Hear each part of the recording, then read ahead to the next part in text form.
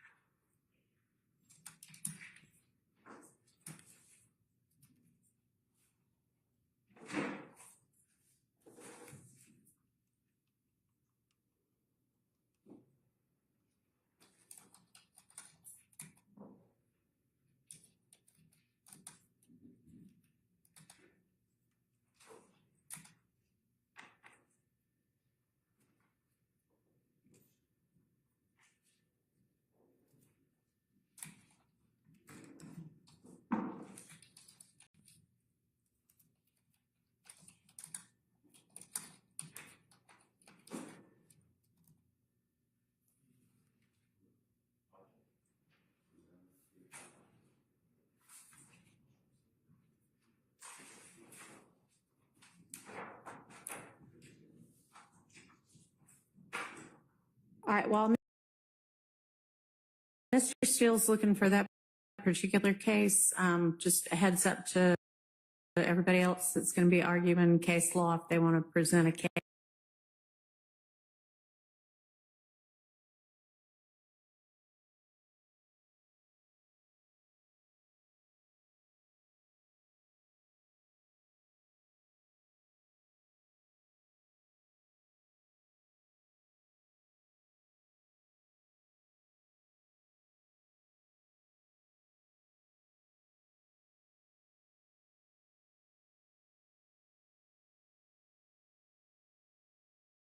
Try to go ahead now and be getting that at your fingertips. Okay.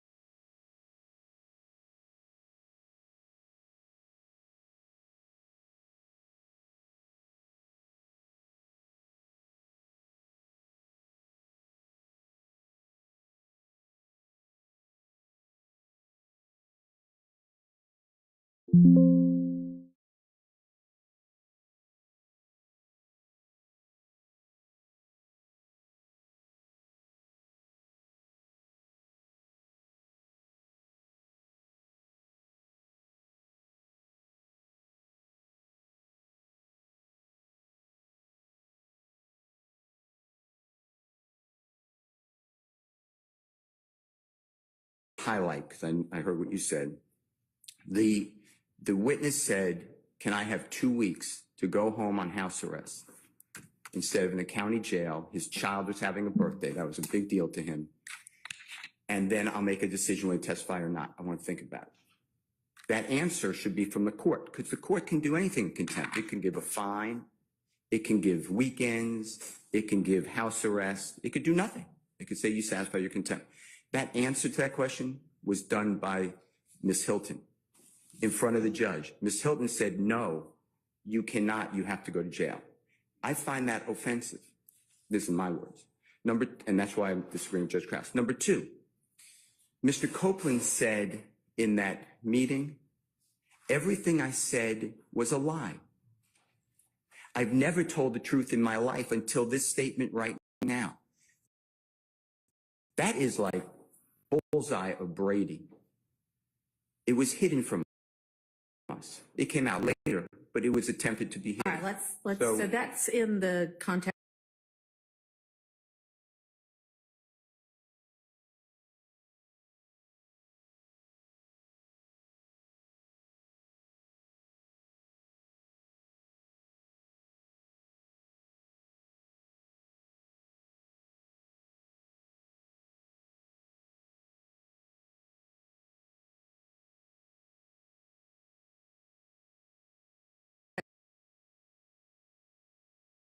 of another motion of yours, right? So let's focus on this motion for now. My point is, nothing was done appropriate. I mean, so, and I don't want to get into, and the state actually filed a motion later saying the Honorable Judge Krause already ruled on this. I didn't know that they would do that, but I already said, I'm not accepting those factual findings, respectfully, because they're wrong, A, and B, they weren't even needed for the finding. Another issue that came up is Mr. Copeland was told how to testify. I don't know how this happened because I don't have the questions. But Judge Glanville told the state in front of Mr. Copeland and his lawyer, didn't you give Mr. Copeland the state's questions that they're going to ask him? I don't have those questions. The judge said to Mr. Copeland, remember what Miss Love told you. Unless you tell a big whopper of a lie, these are not quotes, you're not going to get in trouble. That's not in the transcript. So something happened outside the transcript. Those are just a few issues. There are more. They're all in our affidavit. But those are a few issues that when Judge Krause said everything that was done, if it was done in open court, was appropriate, everything that was done is intimidating a witness. And it changes the complexity of the case. Because what you will find out is Kenneth Copeland, these are my words, made misstatements to law enforcement. He made 6 statements. They're all audio, video recorded, except for 2. They track over 16 hours. The judge told him, and Miss Hilton told him, and Mr. Copeland said, you previously told me, meaning Miss Hilton, I could just say I don't remember. I don't recall. And the judge said, yeah, you won't get in trouble for that. Well, what that does as under Georgia law is that triggers a prior inconsistent statement, which is all that the state wants him. Mr. Copeland is just here for his prior consistent or inconsistent statements. And that's what happened in the Archer case. That's why they're saying, the judge said to Mr. Bailey, you can even testify for Mr. Archer. You won't get in trouble because, and it explains in the Maryland case, because that would trigger and open the door to prior statements, which is all the state wanted. So to me, as found by the Maryland court, this is intimidation. There was nothing appropriate, and the Honorable Judge Krause, I'm confident, did not have this case, but I respectfully disagree, and that's why I wrote that motion. All right. Anybody else? And I know that there is another, or there are a couple more motions for mistrial based on the ex parte that talk about coercion and things like that. And I'd rather take those up in the context of those motions. So if that's what you want to argue, hold off. Otherwise, come on up. Hold off. Otherwise, come on up.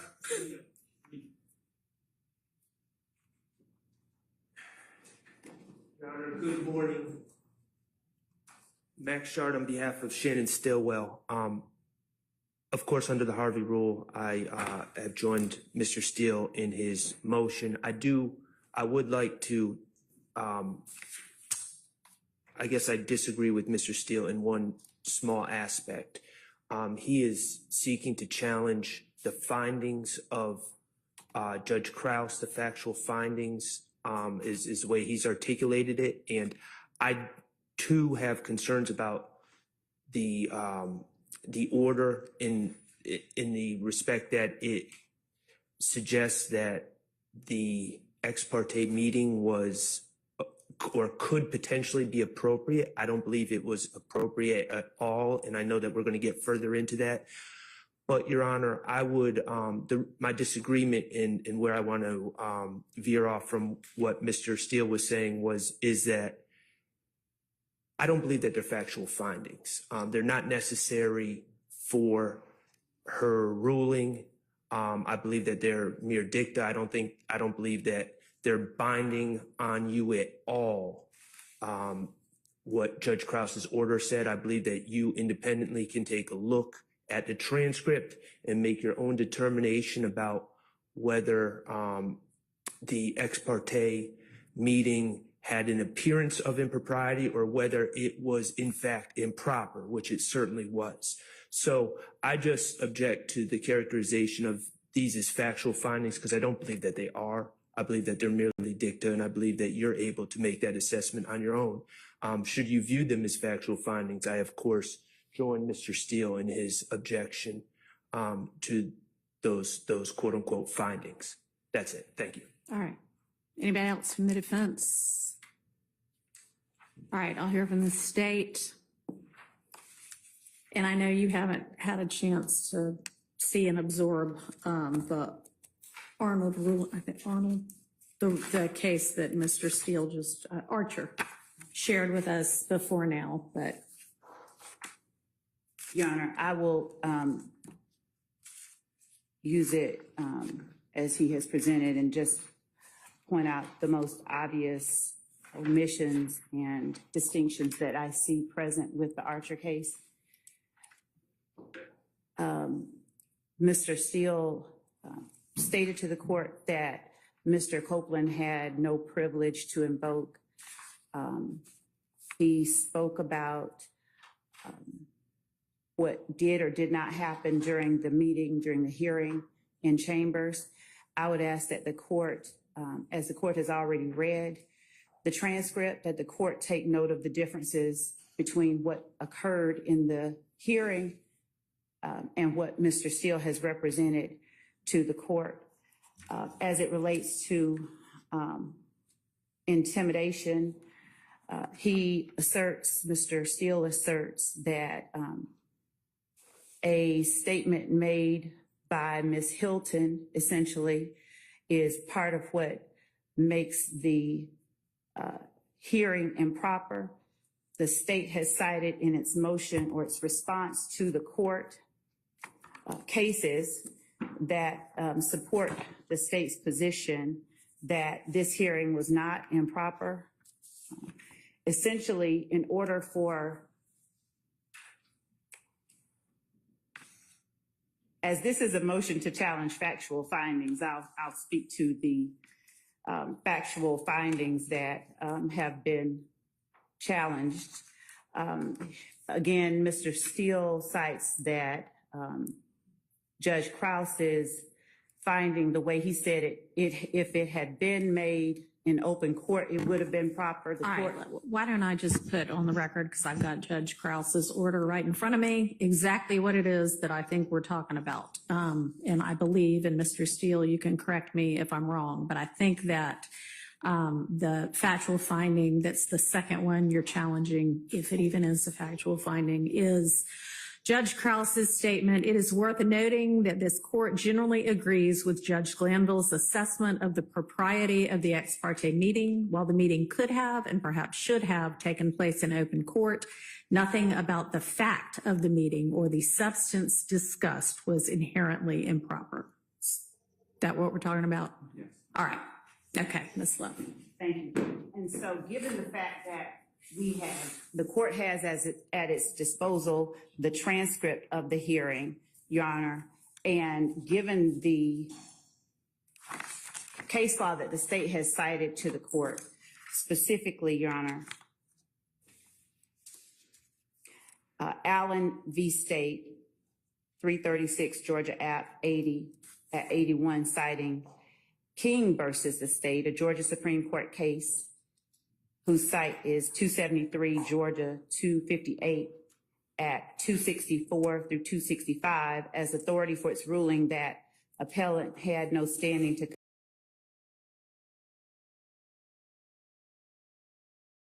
contest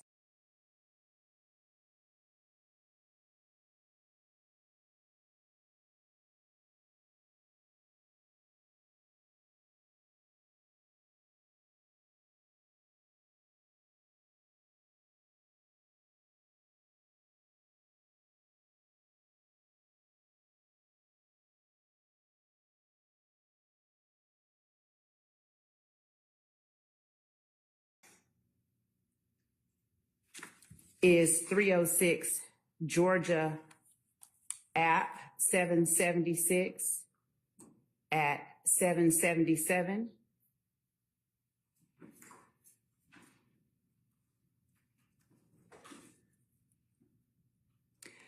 Notwithstanding Gilbert's waiver, however, his argument is without merit because Gilbert has no standing to contest the grant of use immunity to Lang.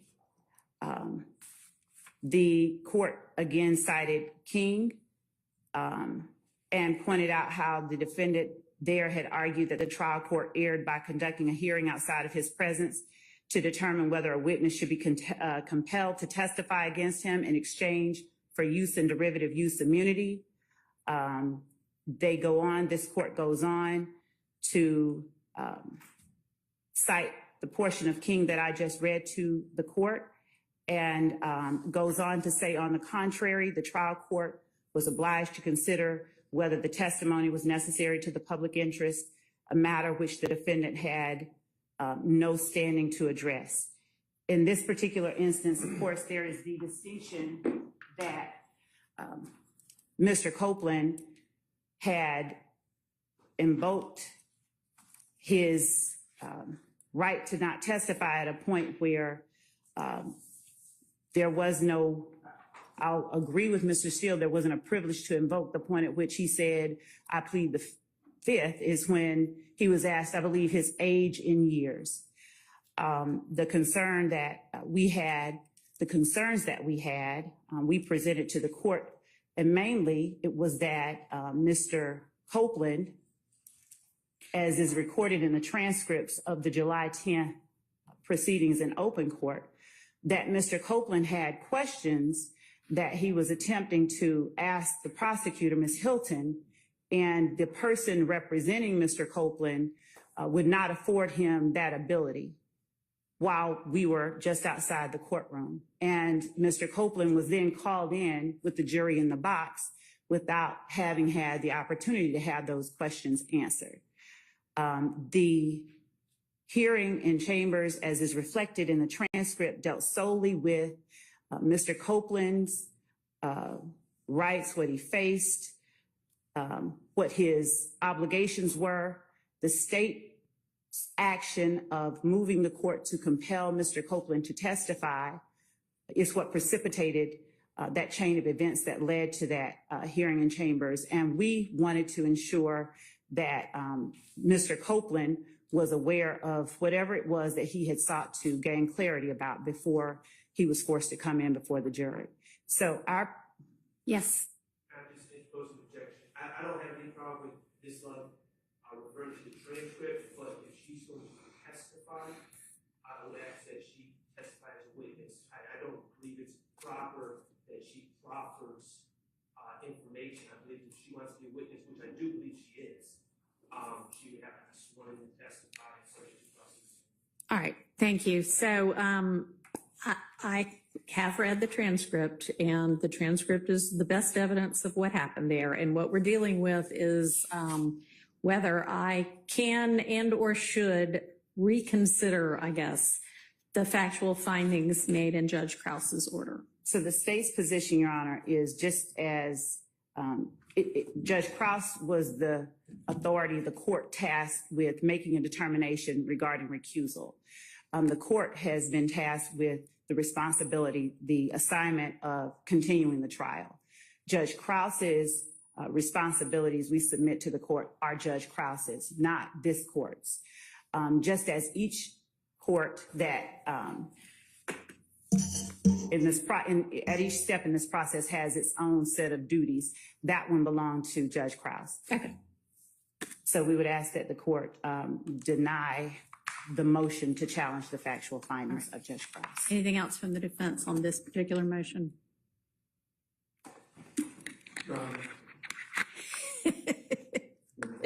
Has there ever been an attorney invited to talk who didn't take the opportunity? I took a pass a couple of times, Your Honor. Doug Weinstein for Mr. Kendrick. The only thing I want to add is that the King case and the Gilbert case are about a different circumstance than we are objecting to and complaining about here. That is a hearing about the issue of whether the immunity should be granted by the court. Presumably that was done in this case sometime prior to Mr. Copeland's testimony on the 7th. What we are concerned about, object to, believe violate our client's rights, is the ex parte meeting that took place in chambers on the 10th, far after that immunity decision was made, at least just speaking with respect to my client, Mr. Kendrick. Okay, thank you. Anybody else? All right, with regard to just this particular motion, which is styled a motion to challenge essentially Judge Krause's factual findings in her recusal order.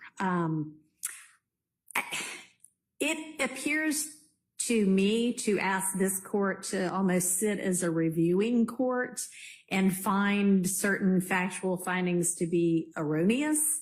And this court doesn't have an ability to do that. The time to have filed or sought a certificate of immediate review has passed. I can't really sit as a reviewing court over a fellow superior court's order. To the extent that it is a motion to reconsider that court's order, that's a little bit closer to something that I might be able to do, but I can't really do that either. That, as Ms. Love correctly pointed out, was a motion to recuse Judge Glanville. It was before Judge Krause, not this judge, and she granted the relief that the defense sought. I understand that the defense does not like some of what might be factual findings in there. There are other motions before this court right now for mistrial based on that, and I think it is more appropriate that I consider them in the context of that than going back and essentially undoing potential factual findings made by Judge Krause.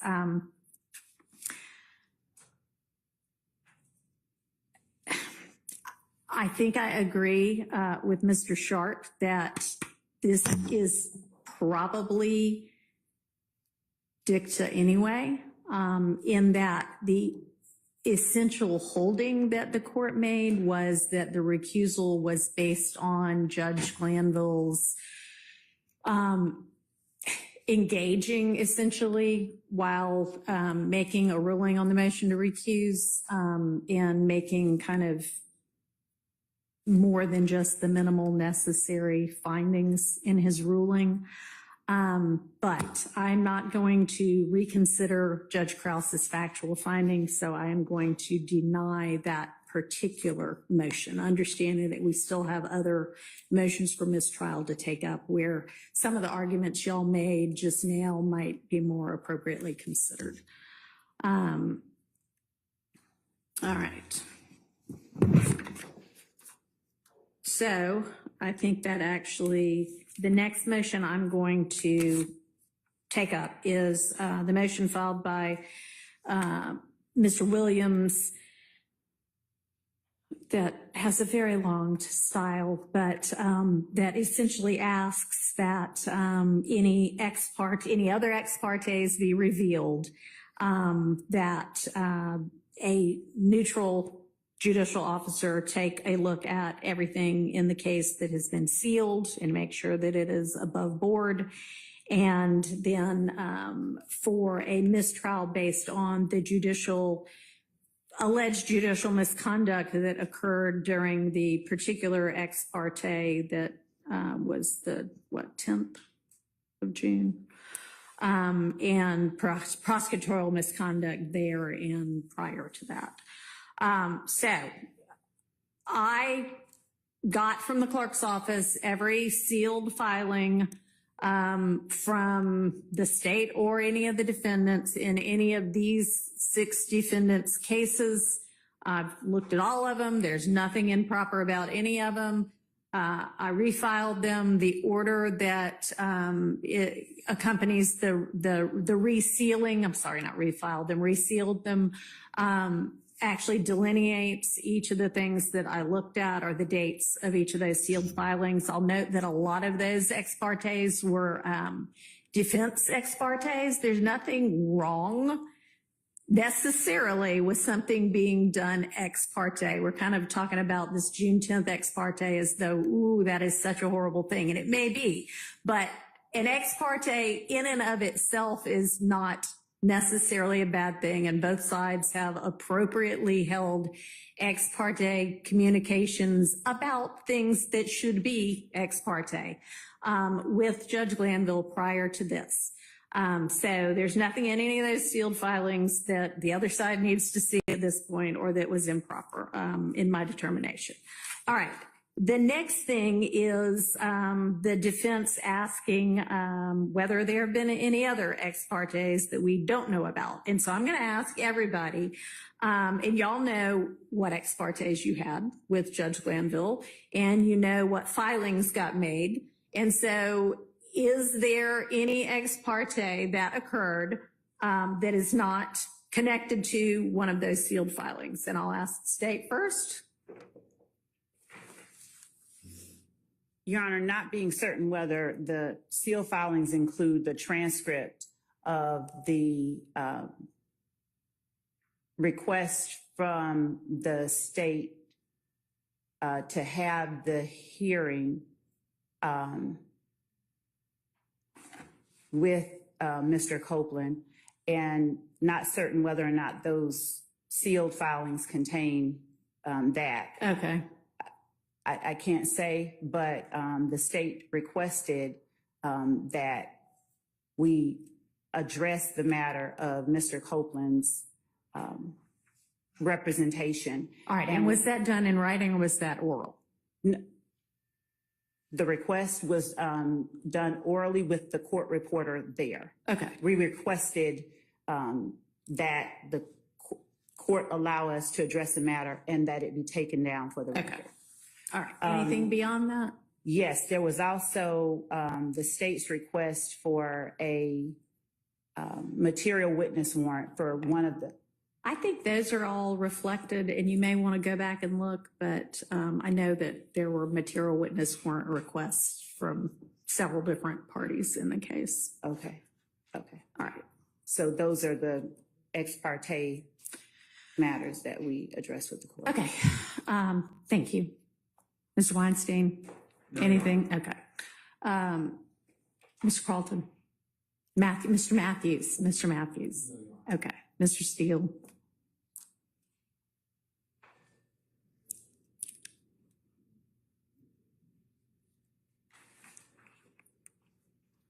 To my best memory, which I believe is accurate, there were 2 meetings with recused Judge Glanville. One was during voir dire. It is going to be the day, I could get you the date, but it's going to be the day that law enforcement execute a search warrant for the computer of the Honorable Eric Johnson. He's a lawyer in the case who's severed out now. Okay. All right, And yeah. that was announced in open court. I asked recused Judge Glanville whether we can have an ex parte. All the parties were here, and then everyone went. So when I say everyone, all the people here went into chambers behind, and there was conversation in front of a court reporter. All right, and when you say all the people here, does that include the state? No, Okay, the so you state mean was here. all of the defense attorneys? And the state was here when I announced that we'd Okay. like to meet ex parte. The judge, former judge reconvened, our former judge reconvened. Okay. We went into the chambers here. So I have no idea if that's something you looked at or not.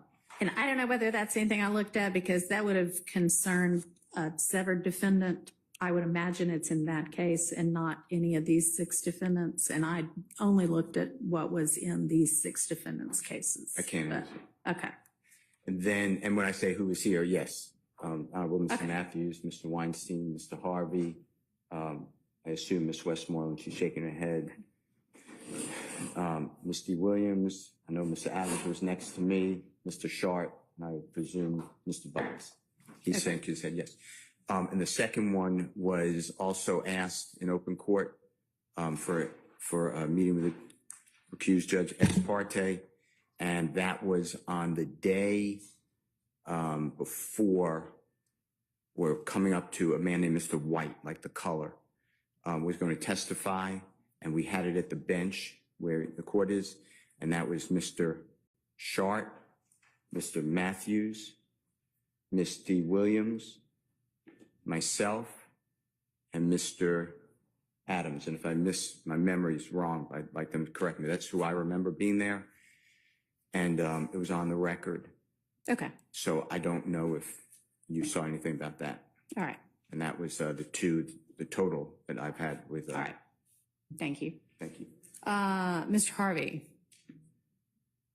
Just to be on the safe side, it wasn't, we had a in-camera meeting with Judge Glanville. When I say meeting, it was not ex parte, it was me, Ms. Westmoreland, and I believe ADA Hilton.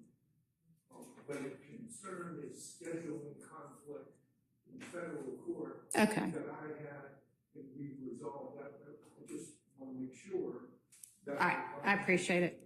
Thank you. Mr. Sharp?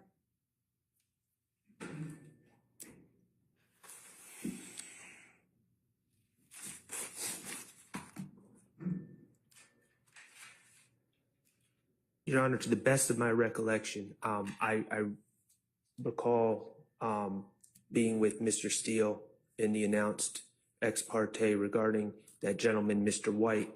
I also believe there was an ex parte regarding another permission to interview a separate witness who was unrepresented at the time.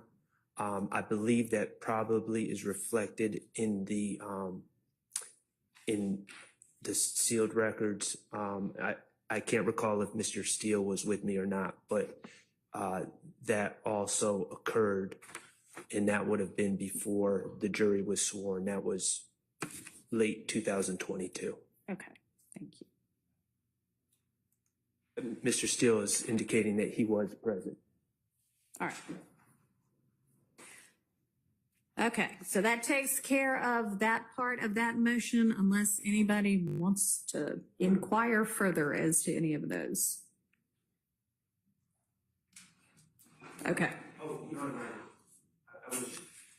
what's confusing to me, Your Honor, is in the transcript of the June 10th ex parte meeting that we've focused on, there is, within the transcript, there's a clear indication that Judge Glanville is aware of, as Mr. Steele alluded to, questions that the state is in possession of, that they seek answers from Mr. Copeland about and wish to pass these questions on to him.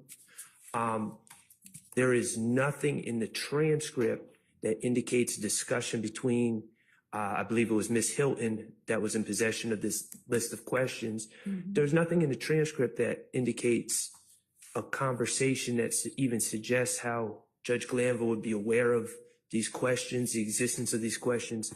And it just leads me to the inescapable conclusion that either the transcript is not complete or there was a separate meeting that occurred, because there's just no context to it. It just doesn't make any sense to me logically. So that's my concern. All right, so I read that part of the transcript, and obviously I wasn't there, but when I read it, I just thought, I think Judge Glanville used to be a prosecutor, and he assumed surely you must have given them a list of questions. Now, I have no idea whether that's, if it was just like, surely you have a list of questions, or if there had been a prior conversation, and I will ask Ms. Love that. Your Honor, I believe that since Ms. Hilton was the one present. Or Ms. at that- Hilton. But I can say that I did hear Judge Glanville, I believe, in open court say something similar to that, but I will allow Ms. Hilton to. Okay. address the specific- All right. Ms. Hilton, was there some basis from something that had already occurred for Judge Glanville to have asked that? No, Your Honor. We were very sure to only talk about what was happening, which was getting Mr. Copeland purged from his contempt. So I made it clear that we weren't going to talk about anything substantive, and to talk to the judge about any questions to me would have been substantive. So we never talked about any questions with the judge prior to Judge Glanville saying that during the meeting. All right, and was everything that occurred in that meeting, other than the times when Judge Glanville stepped out so that Mr. Copeland could talk to his own attorney and I believe talk to y'all, was everything else recorded? Yes, Your Honor. Okay, from the outset of that meeting? From the outset of the time that I entered the room, everything is recorded. Right, because you weren't there at the beginning of it. But Correct. you did not have a conversation with Judge Glanville prior to when you came into chambers and it was being taken down? Outside of the About normal, how are you doing? pleasantries How and was how- lunch? Yes. correct. Okay. And Ms. Love, you were in there at the outset. Was it recorded, taken down from the outset? Yes, Okay. I asked that it be, and it was. She was there from the beginning. And as I stated earlier, the only other instance that we spoke on that was also taken down. Okay. All right. And that was earlier that same morning? I think it was the Friday. The Friday before? Okay. All right. All right. So based on that, I don't find that there was any other untranscribed prior meeting between the state and Judge Glanville regarding Mr. Copeland and what they discussed in that June 10th ex parte. All right, another part of this motion is a list of purported slights and misrepresentations by Ms. Love that I'm not going to go through in more detail. They're in the motion. I'm just going to say, Ms. Love, make sure that your representations to the court and in court are accurate and professional. All right? I will continue to do that as I have. All right. The court require all parties to make certain that that is. Okay, all right. With regard to Judge Glanville's comments, I mean, he's off the case at this point. If we want to endeavor to craft some sort of a instruction to the jury, you know, I'll consider something that y'all want to present to me. But I know in particular, Mr. Steele, you took issue with apparently at some point Judge Glanville used some adjectives about you, specifically unprofessional and unprepared, that are bothersome to you, and I can understand that. I would also say that not only is that in the past, but if that was in front of the jury can see for themselves how you present, whether you're professional, whether you're prepared, and so that ought to take care of that. And this court is going to instruct the jury, just like is done in every case, that nothing that the judge says, no matter whether it's this judge or the prior judge, is evidence. It's not supposed to indicate any kind of a bias one way or another. And so I'll give those curative or those instructions anyway. And if you want something additionally curative wise, I'm willing to entertain that as well. Okay. All right. So given that Judge Glanville is now recused from this case anyway, and I have instructed Ms. Love to conduct herself with professionalism. I am going to deny the motion for mistrial as it is sought and on the bases on which it is sought in this motion. Your Honor, Yes. I just asked for clarification, whether the court is finding that there were any unprofessional or. I am not making any such finding. Thank you. Yes. I think we just, maybe I was lost for a second. I think we switched to a place where I didn't believe we were at, or I didn't understand the discussing regarding a mistrial. I didn't really understand us to be at that point in the motions yet. And I just wanted to be clear for the record, to the extent that a mistrial was denied.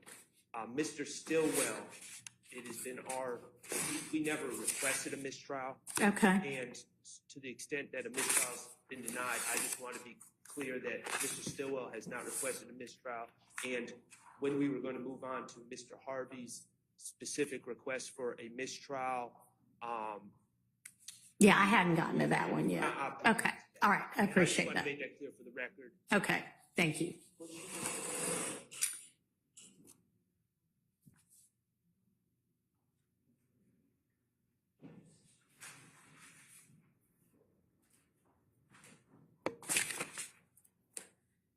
All right. So now we get to the motion to disqualify attorneys Love and Hilton, the two of the main ADA prosecutors in this case. And the basis for that, this is also filed by Mr. Williams, is that they assert a need to cross-examine Mr. Copeland, attorneys Love and Hilton, and Judge Glanville with regard to the ex parte. Anything that, Mr. Steele, you want to argue that's not in your motion with regard to this? And I do have a question for you about one thing that you said.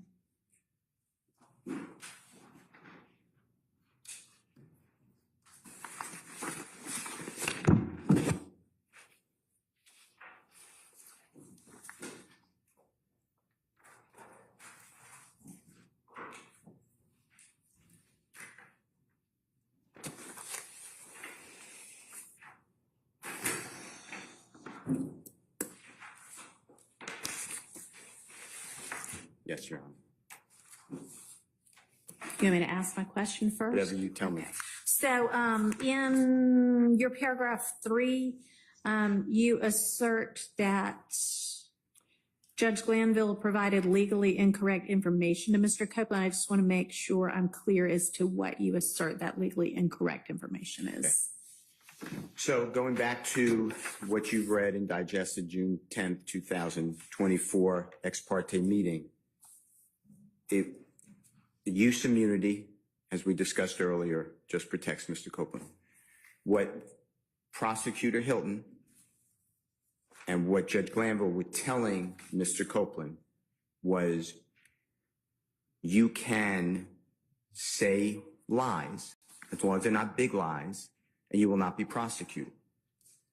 He could be prosecuted for perjury and false statements. Okay, and when you say that, do you mean when it was mentioned that if you say, I don't remember, No. you it can't said- be prosecuted? No, I have to get the transcript in front of me, but it was as long as Miss Love told you, which is not in the transcript, but the Judge Glanville said, as Miss Love previously told you, remember is a word used, unless it's a a big whopper of a lie, you will not be prosecuted. Do you have access to the transcript right now? May I step back? Yes, and, you know, of course, I thought I brought it up here with me too, but I don't seem to have it in front of me either.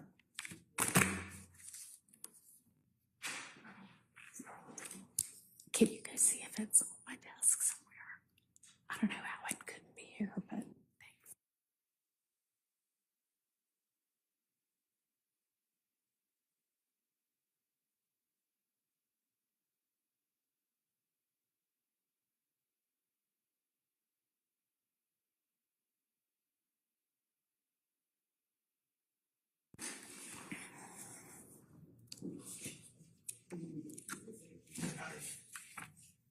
May I approach? You may. And I'll give that back to you. I've got a copy somewhere, just given that we're using a borrowed bench in courtroom. I don't have everything at my fingertips. All right.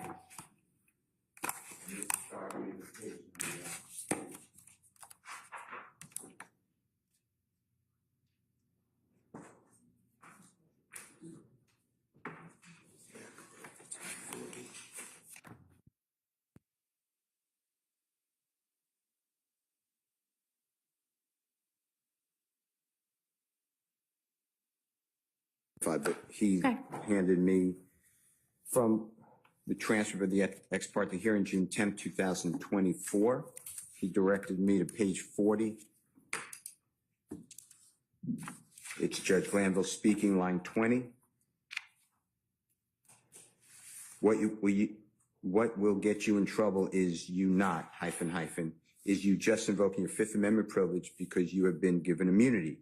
Or as Ms. Love said this morning, remember, Ms. Love said, if you lie, if you overtly lie about something, like if you tell a bold-faced, not big whopper, bold-faced whopper, then they can indict you on that particular charge. I mean, that particular false statement. And then Mr. Copeland said that's what they're going to do.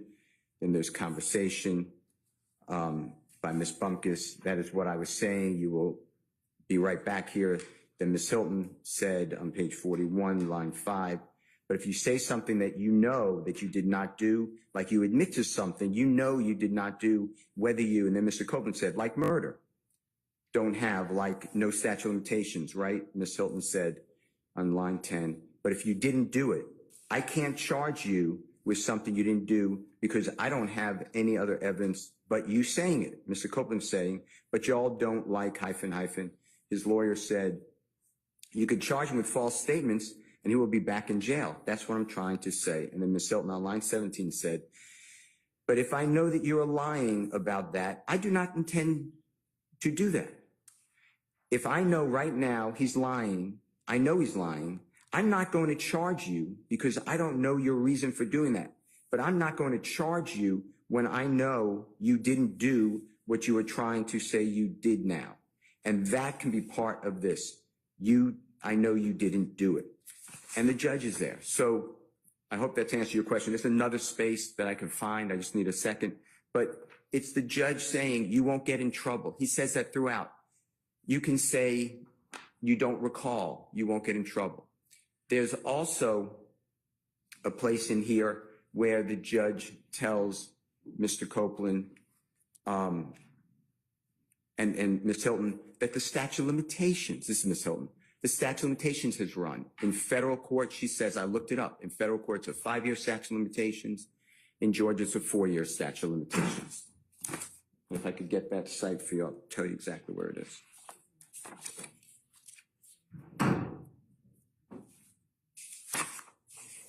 What page?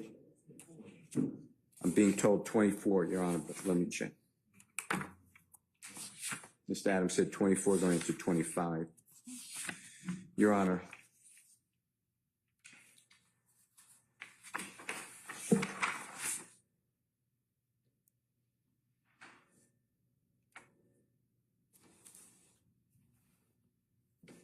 On page 24, line 12 is what I see. Ms. Hilton says, and what we'll say, and Mr. Copeland and I, we've talked about this. I'm not sure what your concerns are, what concerns that you expressed to Mr. Melnick last week. But if you are, if any of your concerns deal with being locked up for anything, you can't. Like, there's nothing that can happen. The feds, Ms. Bumpkus interrupts. Well, that's not, Ms. Hilton interrupts. It is true. Ms. Bumpkus, said, no, I said that's not his concern. Ms. Hilton said, if it's his concern for his safety, we need to know that. Like, that's not expressed. So we don't know what the concern is that we can try to resolve the concern. This is what I'm saying, Mr. Copeland, and I have had conversations before going to page 25, Your Honor, and here it is. I understand some of his concerns is potential criminal liability, hence why we gave you immunity. The federal statute of limitations done. The state statute of limitations done. So there is nothing, like I researched it this weekend again, both those statute of limitations for what you and I talked about, which is a 2015 or before done. You cannot be prosecuted for anything you testify federally or statewide, immune, period. So if that's a concern, there is none because you cannot be prosecuted. The federal statute of limitations is 5 years. So anything 2015, 5 years would have been 2020. Anything statewide is 4 years. It would have been 2019, finished. Your Honor, that's just not true. He's an unindicted co-conspirator in this case. It sounds to me like they're talking about some kind of particular crime he might or might not have committed that he might be testifying about, and whether that obviously wouldn't be murder because, as he recognized, murder has no statute of limitations. But that sounded like it was a really particular crime. You can't tell a person, I wouldn't tell a person, how about that? You can't be prosecuted because statute of limitations ran when you know he could be prosecuted in our indictment. The state is saying. Agreed. Yeah. That appears to me to be talking about something very particular that they've had, like a particular crime they had conversations about, and not overall broadly. You can't be prosecuted for anything. I don't know. Okay. I don't read it like that. All so on the next page, page 26, it's again, Ms. Hilton, line 2, you will not, this order, I don't know if you for just a second Sure. too, and I'm sorry, and I do want to hear, but is there anything else that Judge Glanville said that you believe is legally incorrect information? Yes. Okay, because I want you to address that. We need you to testify. Why do we need you to testify? That Mr. Copeland had to stay in custody till all 26 criminally accused have their case disposed of? That's not true. Okay, That's wrong. Yeah. That is on. That's on page 36 of the transcript, lines 3 through, the discussion's kind of lines 3 through 9. At some point, civil contempt becomes punitive. Civil contempt is supposed to make the person do the act. If the person's not doing the act, at some point, it's just not effective. So it has to be then given a date certain. You can't just hold a human being in custody until all 26 people, some of them don't have lawyers, forever. Yeah. That's what Judge Glanville said. That's the problem. So I'm just being transparent. We're going to have a situation where Mr. Copeland's testifying. At some point, I'm going to be able to ask questions. I'm going to ask him, was there a time on June 10th, 2015 that you found yourself in an office with a judge? Was this person who I'm pointing at there? He'll say, I believe no. But the transcript says, exactly, you spoke with Ms. Love earlier. If we get to that, that may be something that you are able to examine him about. And I do think that, you have the transcript, and I know everybody has said, oh, there was Brady in there. Y'all got it all now. So it's not Brady anymore. If it even was before, y'all have it. You can use it at trial. I think you can appropriately examine Mr. Copeland if he decides to testify on the some, maybe all of the things that happen in there. That may be something we have to hash out a little bit more. But let's not get ahead of ourselves. So with regard to legally incorrect information that the judge gave to Mr. Copeland, the two, page 40, 41, 24, 25, and then the one that I cited that you mentioned about all of, you may have to stay in jail till all of the co-defendants' trials on page 36. Anything else? We need you to testify. Nobody needs him to testify. I mean, he could do whatever, it's America. He could do whatever he wants. He could sit in a jail. Okay. He has to pay penalty of perjury, but that's what judge. And, right. and they also tell him how to testify. Judge Glanville tells the lawyer first. If you remember, I could get you the transcript. You remember you shaking your head. Judge Glanville tells the lawyer. Yeah, if you've got a transcript cite, I think the more clear we are, the better. Okay. It's at the beginning when Miss Love was there. Hold on one second.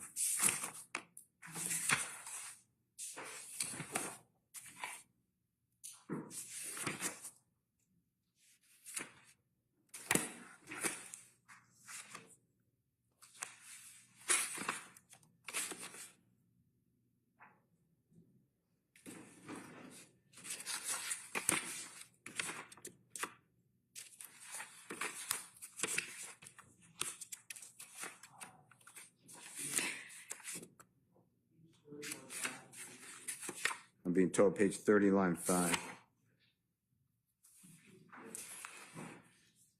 Okay, page 30, line 5 is Mr. Copeland talking. Give me a second.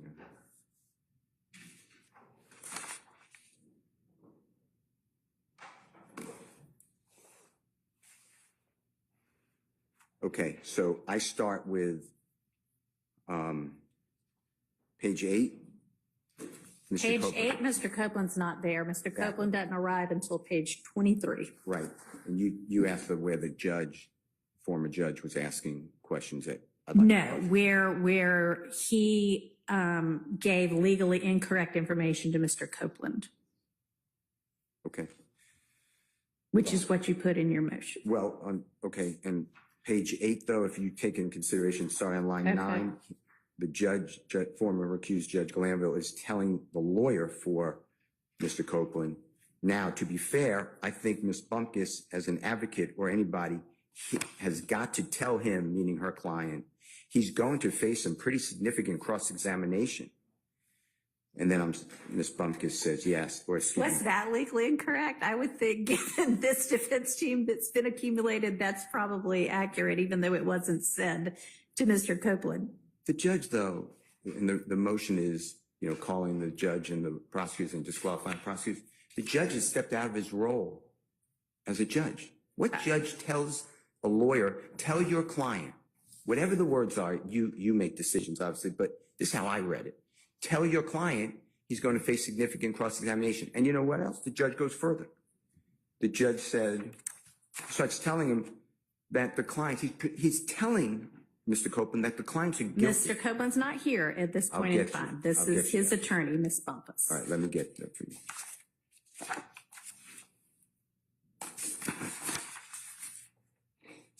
It's when the judge is saying, they, meaning the accused, know more about your criminal conduct. Okay. But let me find it. Okay, on page 26, Your Honor. Line 16. Uh-huh. Mr. Copeland should be there. Yes. I'm just following what the court told me, 23.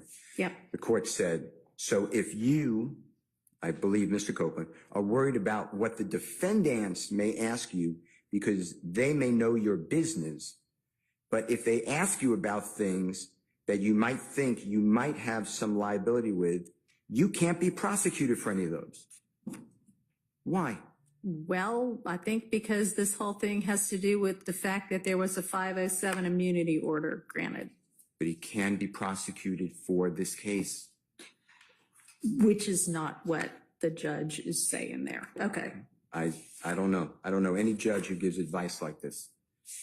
Then on page, Well, if you are, I mean, if the topic of the meeting is to ensure that Mr. Copeland understands what it means that he just got immunity, which he certainly does not seem to at the outset of this meeting, and the nuances of that. I mean, that's a nuanced issue even for lawyers. It might be appropriate in the context of ensuring the client understands what could get him in jail for contempt and what the grant of immunity means, that he would explain to the witness, the potential witness, here's what it means. So, all right, I don't find anything improper about that particular one. Okay. On page 30, it's not the judge now, it's Mr. Copeland speaking. Page 5, I believe he's speaking about the district attorney, but in front of the judge. You told me before you went to the judge with whatever thing you called, went to him with, and I believe that that's the use of immunity order. Right. You told me I can't, when I'm asked a question, I can say I don't recall or I don't remember, excuse me, I don't know. You told me that if I plead the fifth, I mean something. Why would I plead the fifth to something I ain't do? And I said that you don't know what I did and what I ain't do, and then you was like something. So to me, telling a person you can say you don't know, nobody should tell a witness you don't know. That's all the state wanted. I don't recall, so they could get in a prior. It's in front of the judge. And then with Mr. Talking about what the judge did or didn't do for cross-examination of Ms. Hilton and Ms. Okay. Love, that was Brady, as you said, evidence. Yes, I have it now. But why wasn't I told that? And So- I want to ask questions. Okay, so Judge Glanville is off the case. That all would go to whether it's appropriate for Judge Glanville to be on this case. That has been taken care of. My understanding of the law is the motivation for any witness to testify is admissible evidence. Right, and you can certainly ask Mr. Copeland about that. And I'd like to ask the judge on page 36, line 3, until the trial is over, until all defendants have been, I got these 6 that we have right now, then there's another 6. Ms. Hilton said, no, there's another 12. The court said, there's another 12 or thereabouts that are still outstanding for various forms or another, and they're talking about he has to stay in jail. And I'd like to ask Ms. Hilton, Ms. Love said the same thing, and Judge Glanville, why would you tell him that when that is not the law? You can't just hold a human being. All right, so you can certainly ask Mr. Copeland about that. Okay. I don't know that the prosecution's motivations are relevant to the issues that the jury is supposed to decide. And with regard to Judge Glanville, again, he is not involved in this case anymore. So I'm definitely not going to permit you to cross-examine Judge Glanville in front of the jury because, frankly, it's irrelevant, and he's been recused.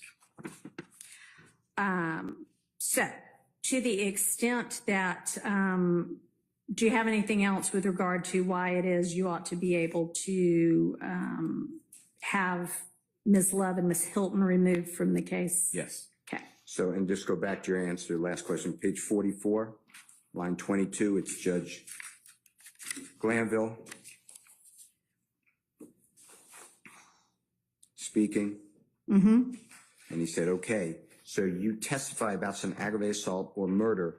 They can't prosecute you on it because that's what the order said. Okay, That's just hang on. not true. I'm sorry, where are you? Page I may be on 44. 44. Line 22, Judge Glanville Oh, okay, I'm with you. speaking. Yeah.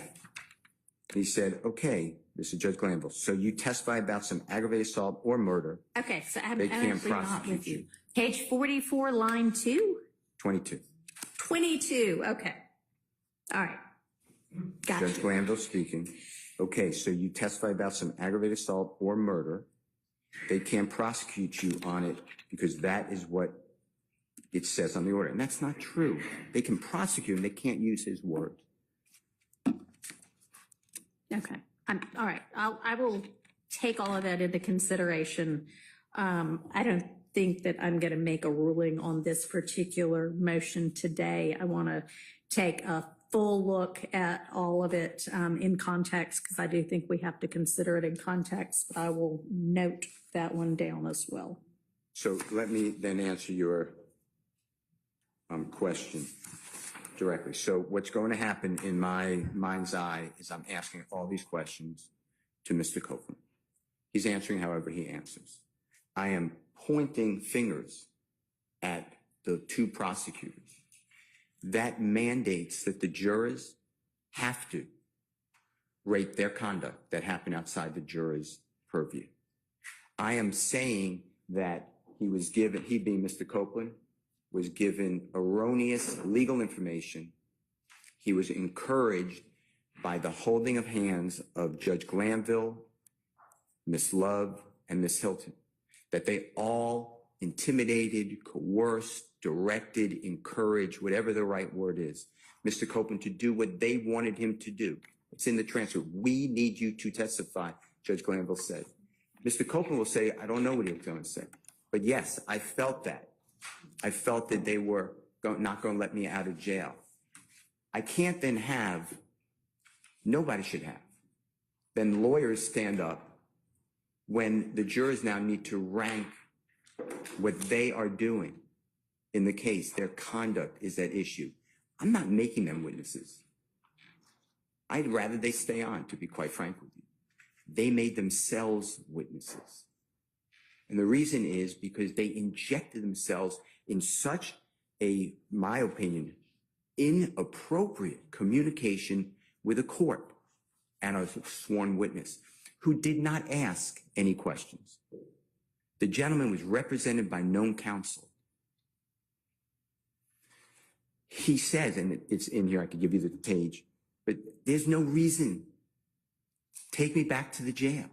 Judge Glanville said, do you want to talk with your lawyer, me, or the state? Why would a judge say speak with the state and go around the lawyer, even in front of the lawyer? So all of this to me is very at the heart of that gentleman's testimony, his credibility, and it invokes and puts into effect the testimony and credibility of Ms. Love, Ms. Hilton. I can't ask anyone on the earth.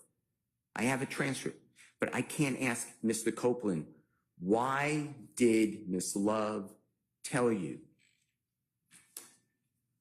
Or tell your lawyer, if your lawyer told you. And I understand I have to stay away from attorney-client privilege, but did you ever find out this statement?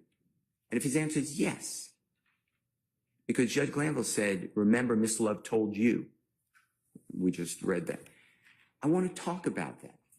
And then at some point, I want to ask Ms. Love, why would you tell a human being that he's going to just rot, in my words, rot in jail until 26 people are gone, which is not the law? And Ms. Hilton, why would you tell him that if he lies, and you know he lies, you're not going to charge him? Why? Okay, And those promises were not given to us. They were hidden from us. And Judge, this did come out. Your Honor, this did come out. I got it now. I understand that. But if you look back at June 10th, 2024, about 11 o'clock in the morning, not the ex parte hearing, recused Judge Glanville comes on the bench.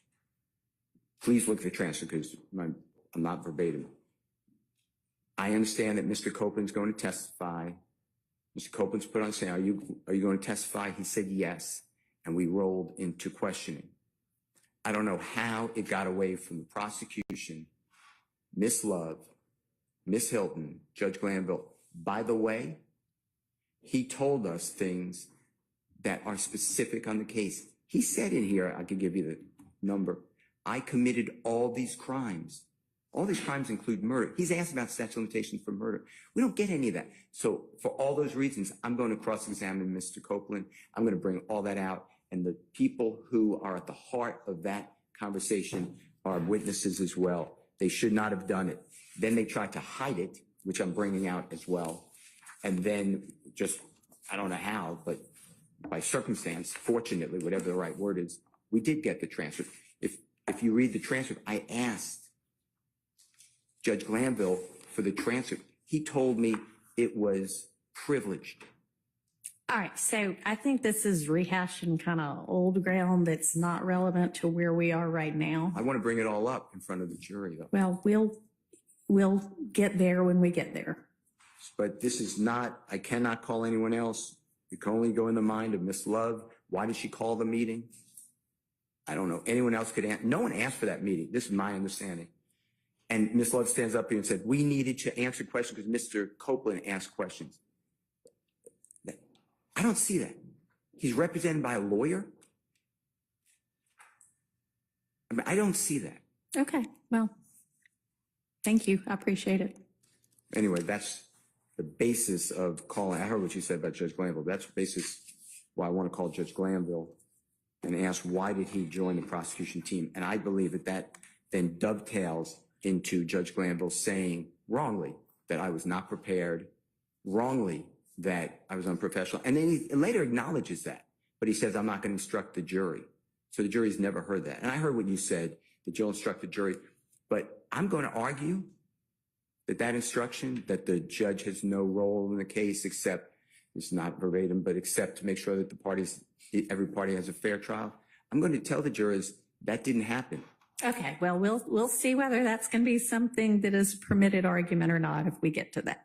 Okay, but that's my strong belief All right. that the jurors get to know that who the judge was for All right, 18 months. Mr. Sharp, you look like you want to say something. Thank you.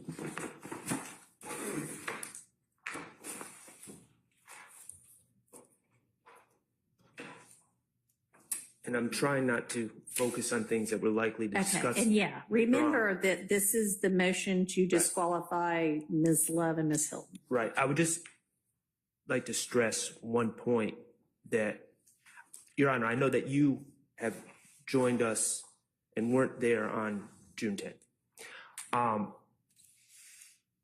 I think it's important to remember when we're talking about the potential to call the prosecutors as witnesses. My understanding, I know I didn't call an ex parte meeting. My understanding is that Kenneth Copeland did not request an ex parte meeting. My understanding is Caleb Bumpus nor John Melnick, who served as counsel for Kenneth Copeland, did not call for an ex parte meeting. They did not express any concerns.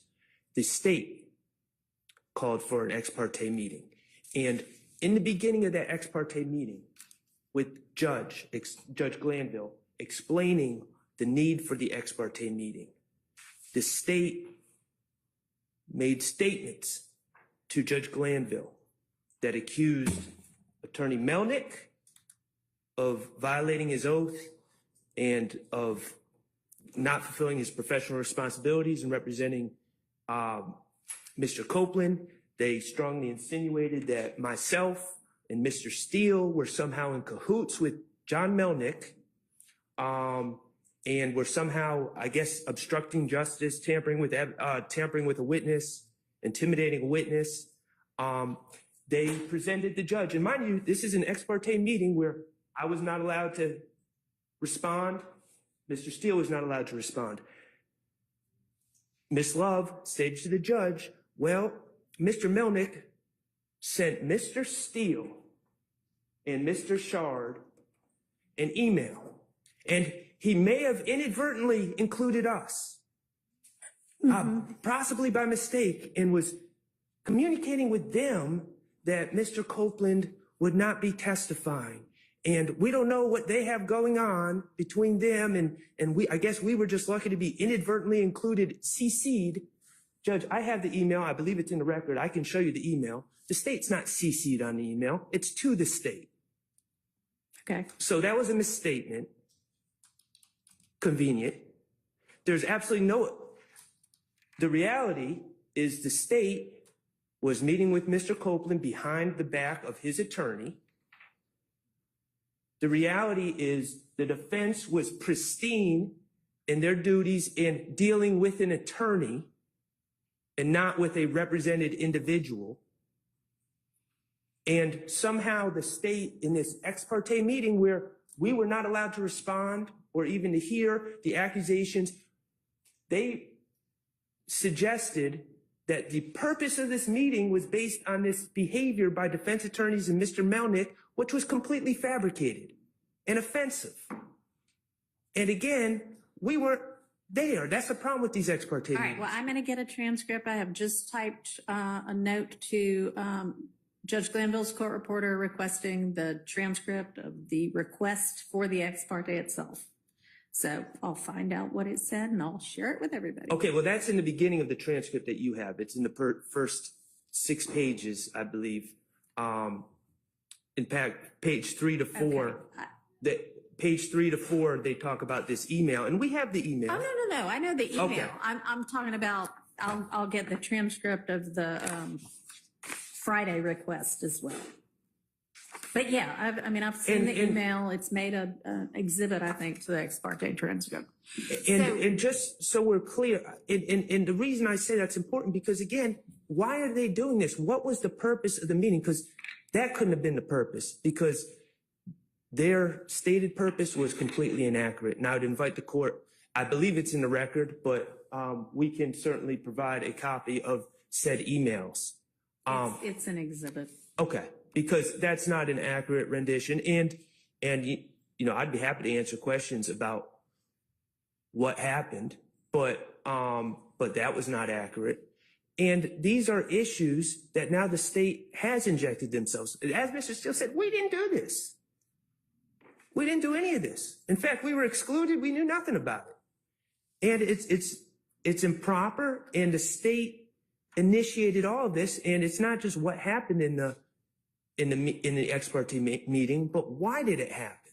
And ultimately, there's only 2 people, I suspect 1, but we'll say 2, that really know why this meeting was called. Because it wasn't called by, my understanding, Judge Glanville either. It wasn't called by his staff. It was either called by Ms. Love or Ms. Hilton. And we have the right to cross-examine them or examine them about that. All right, thank you. Response from the state.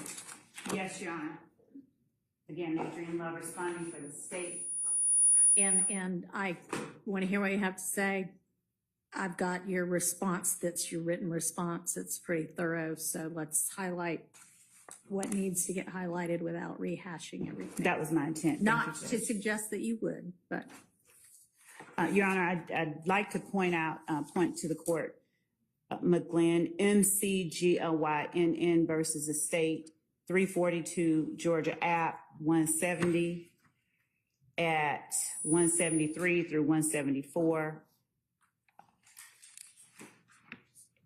In McGlynn, the court notes while Webb dealt specifically with statements made by a trial judge, this court has previously noted that either judicial or prosecutorial intimidation that dissuades a potential defense witness from testifying, or the defense can, under certain circumstances, violate the defendant's right to present a defense. However, such analysis must be undertaken on a case-by-case basis.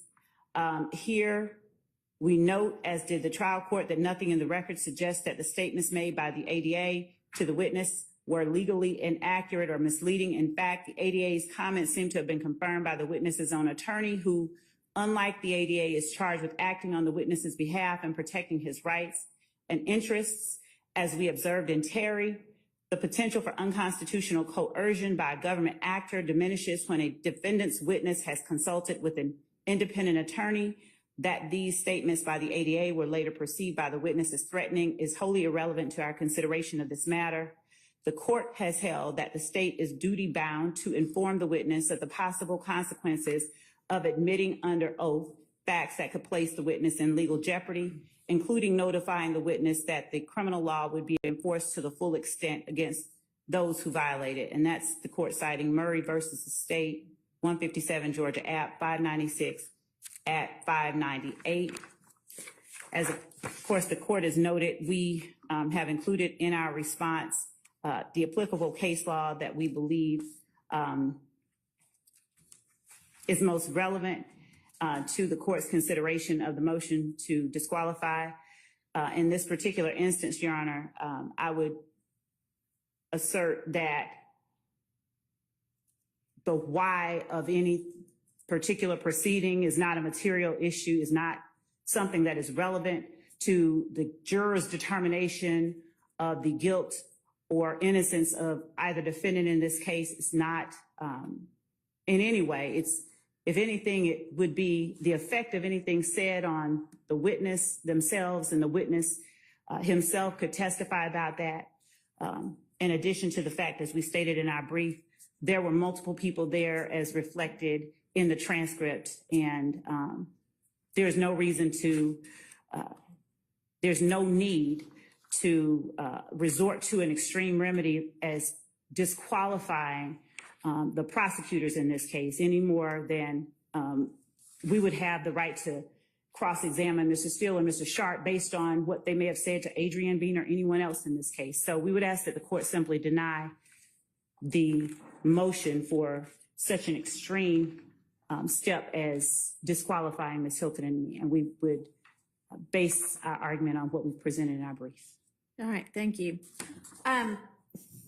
You know, something that's tied up with this issue is the fact that, I mean, there's been a motion filed with regard to it, and we haven't gotten to it yet, but I mean, I think the defense is correct, and I don't think the state opposed the fact that everything after at least the 14th and probably the 12th needs to be redone, and that is all of Mr. Copeland's testimony, or virtually all of it.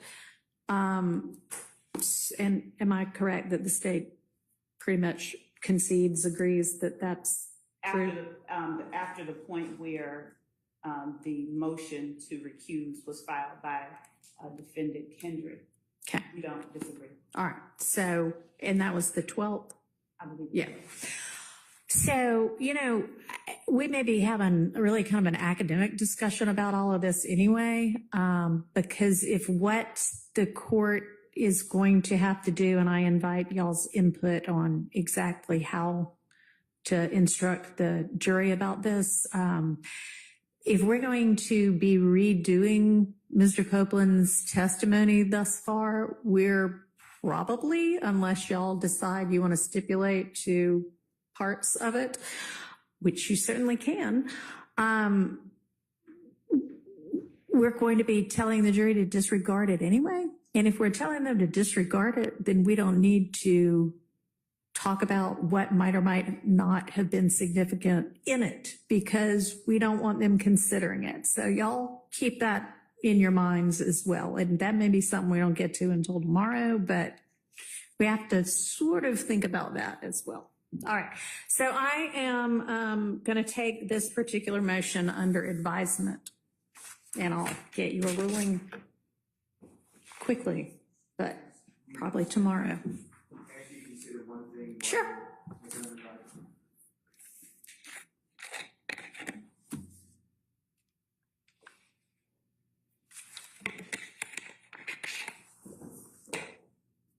Mr. Copeland testified hardly at all on the 7th of June 2024, but then did testify the 10th, 11th, Right. and then the 12th is what he Right. referred to. And I understand we'll take up that motion tomorrow, but there was a lot of exculpatory information. I'm not going to agree to strike all that testimony. Okay. just Well, want you to be what aware. I mean that we'll get to tomorrow is how to, you know, and I'd love for y'all to get together on whether there are any parts of his testimony that occurred before, the testimony that occurred before can stay. Okay, I misunderstood what The you said. testimony that occurred after the motion was filed, if there are parts of that testimony that y'all can agree to, then that will be great, because it'll save us time and we'll have better contours about what we're dealing with. So I want y'all to get together about that, and we'll think about that probably tomorrow, maybe the next day, I don't know, but not today. But y'all after court today can think about that together with each other, okay? The reason I stood up, though, Yes. I just want to make that introduction. The reason I stood up is the following. The state elicited testimony.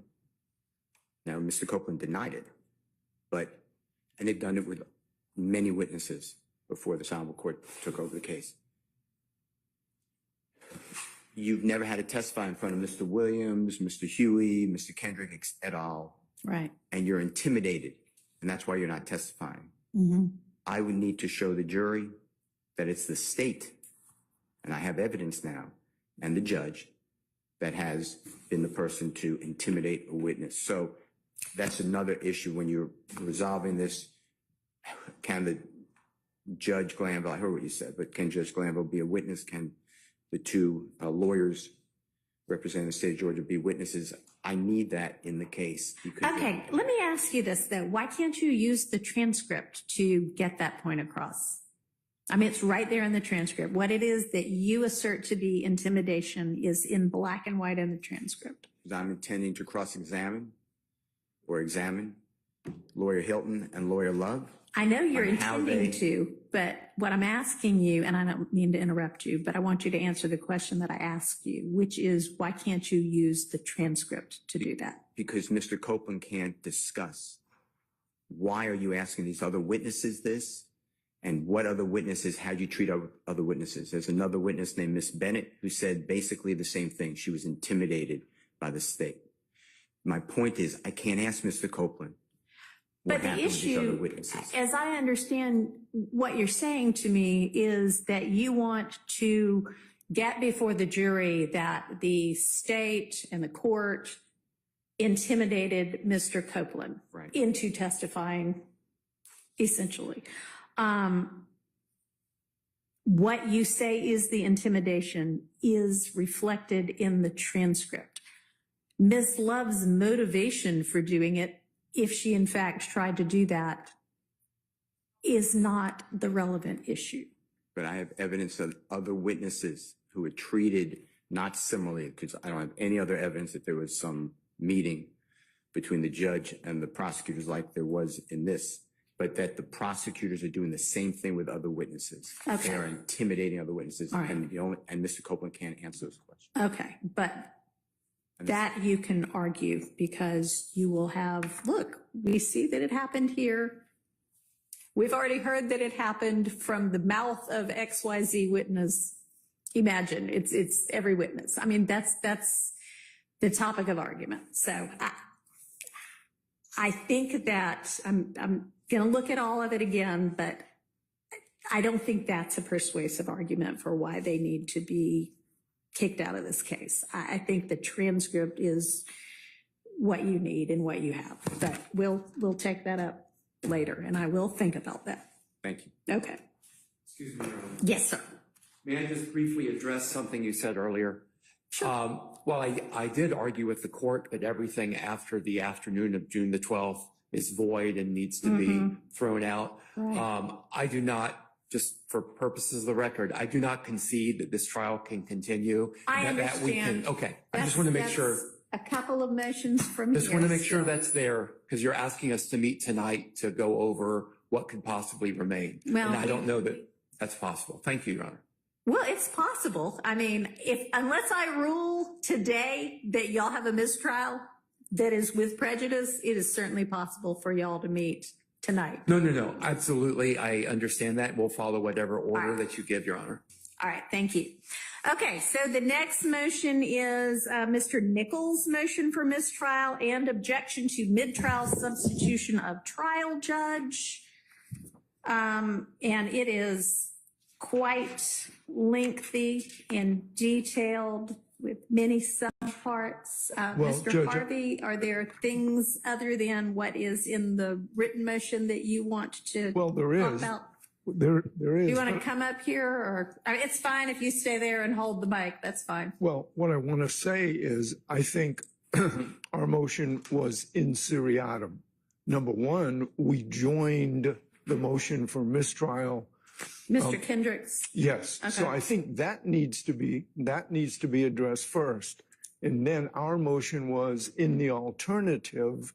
If you do not grant that motion, then we have a separate motion, which most of these defendants have opted out of. Okay. So I think that would be the Okay. appropriate. Fine with Vote. me. I kind of had a note that a lot of those two motions go together and kind of have to be considered together anyway? Well, one, I joined theirs, they didn't join Okay. mine, so it's a right. second step. That's fine.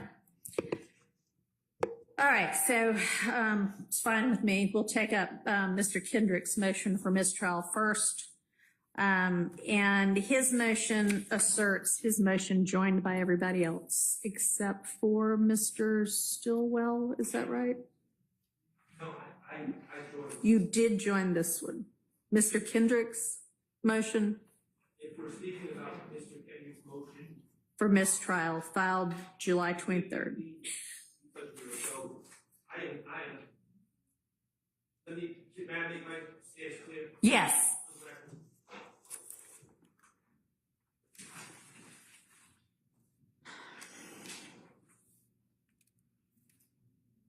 Our stance, Mr. Stillwell's stance, is that this trial is completely broken.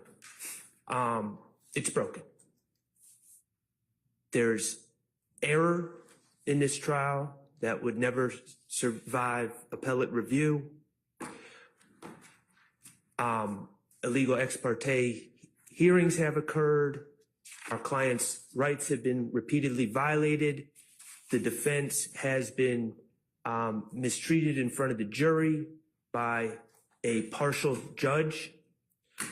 It's broken. We are also winning this case. We are put in an impossible position right now because our rights have been violated, but we do not wish to move for a mistrial.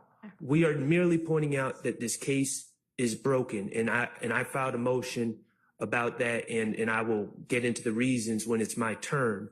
But I am trying to be very careful to make it clear that I am not moving for a mistrial, but I have extreme doubts about the ability for this case to continue, and I am absolutely certain that my client's rights have been violated throughout this process. Of course, Your Honor, I'm just going to put on the record, this is your first day here, so I'm not insinuating anything about your performance here today. All right. Thank you. Thank you. Okay. And, you know, it may or may not survive appellate review if it continues and if there is a conviction. That's not for me to say. Okay, so Mr. Kendrick's motion for mistrial, joined by everybody other than Mr. Stillwell, essentially asks for a mistrial with prejudice because the assertion is that the state wanted this mistrial, goaded the defense into it, and under those circumstances, if a mistrial is granted, and those are the actual facts, that any mistrial would be with prejudice without the ability to try the case over again.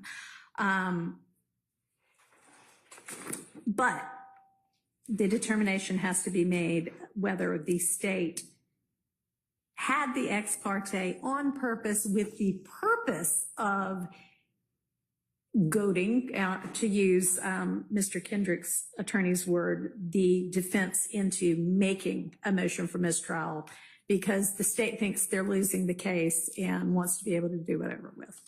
I got the concept right? Yes, Your Honor. Okay. All right.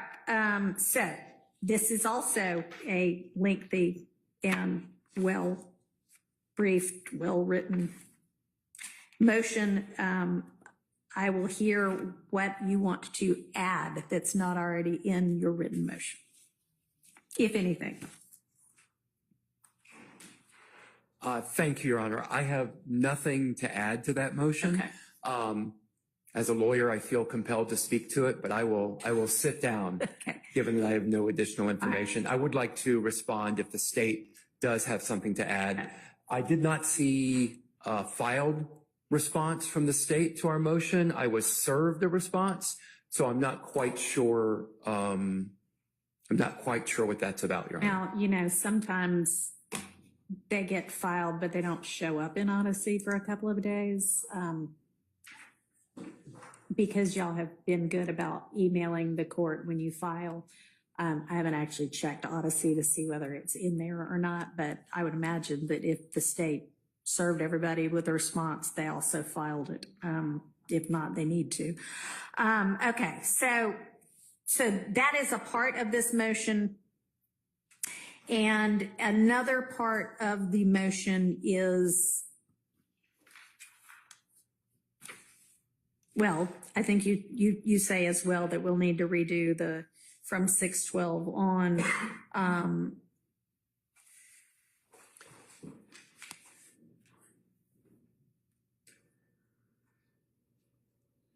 That's a part of this motion. That is a part of this motion, Your Honor, yes, that there is a requirement that everything after 612 is void. Okay. And in that motion, we argue what I stated earlier, that I don't believe it's possible That it's to not erase possible. that information from the jury. Okay.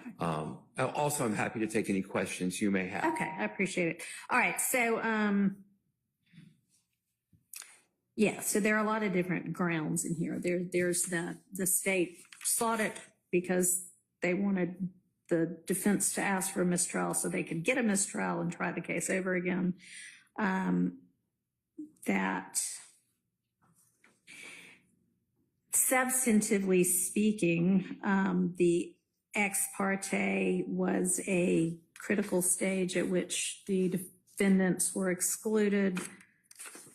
And then the concept of, which we've kind of brushed over somewhat, that Judge Glanville's comments in the ex parte itself amounted to unconstitutional coercion of Mr. Copeland to testify. Those are exactly my arguments. That's correct, Your Honor. Okay. There's three main issues, three main arguments that I put forward in that motion.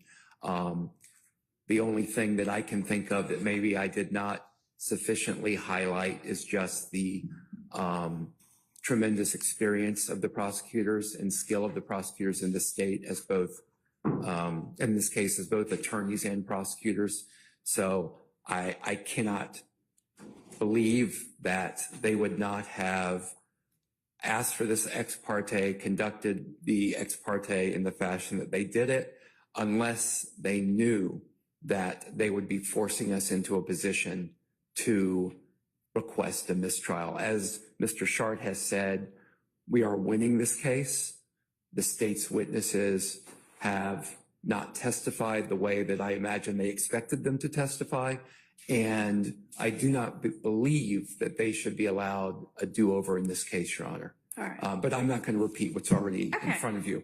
Okay, Thank you. Again, if you have questions, I'm happy to All right. answer any. And then also sort of in this motion and asserted in a lot of the defense motions are what we again touched on, that Brady material arose from this ex parte and y'all have it now, so it's not a Brady violation anymore. And that, There was. and that's not a real requirement Okay. in order to grant our motion, Your Honor. All right, I just wanted to make sure I covered that as well. Okay.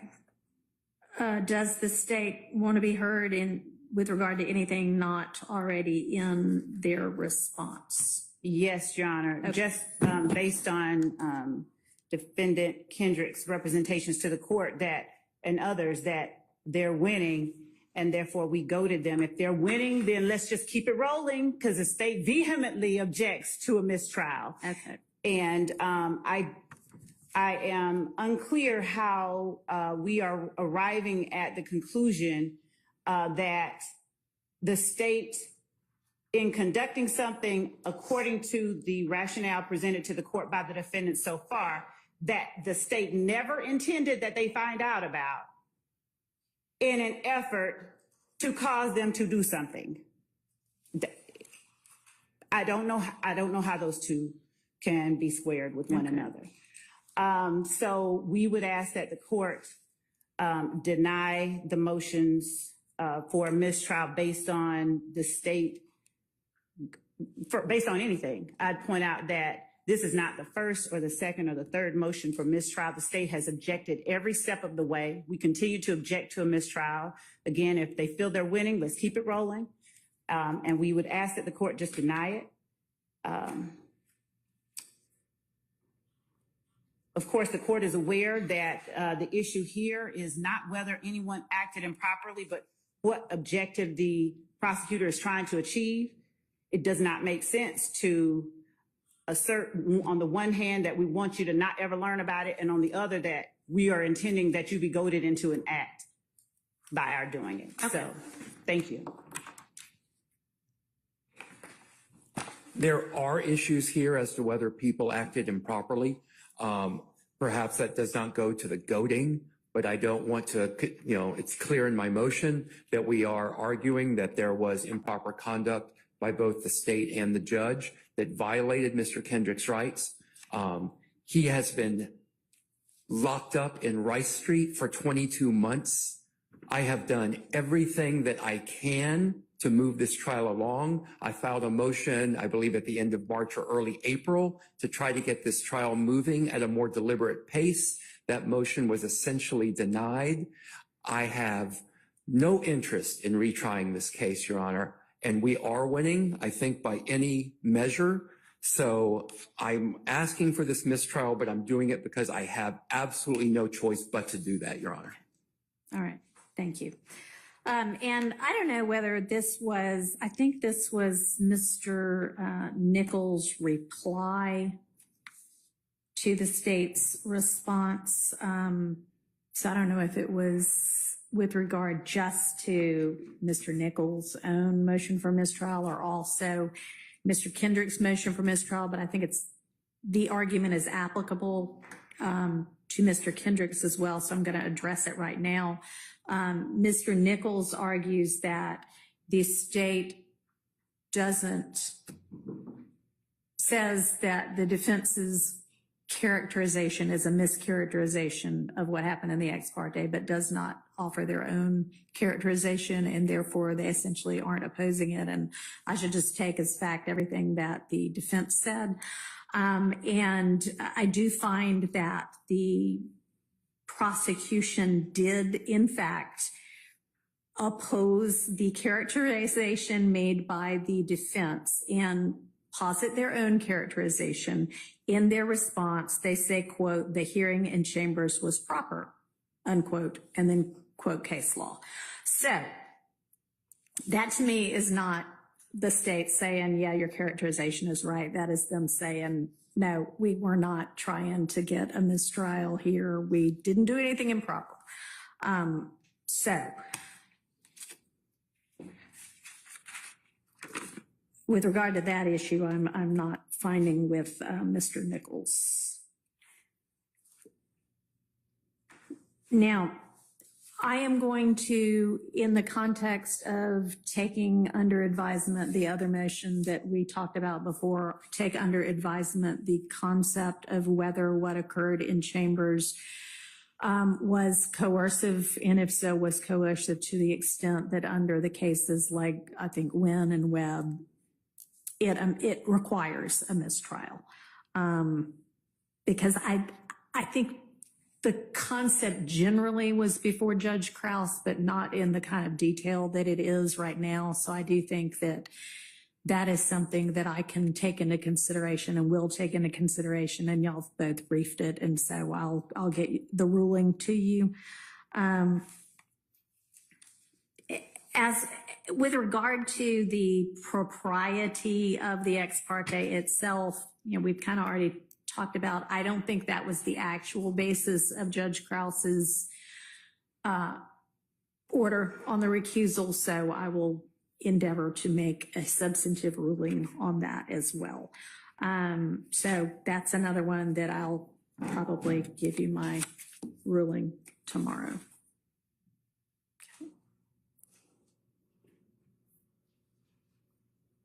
So, making myself a note. All right, now to Mr. Nichols' motion for mistrial, which, in addition to everything else that's in Mr. Kendrick's, essentially says that there are reasons why the mid-trial substitution of another judge makes this impossible. And Mr. Harvey, I know I apologize. Can I interrupt you again? Yes. Thank you. I do that with, a smile and a request for permission. Okay.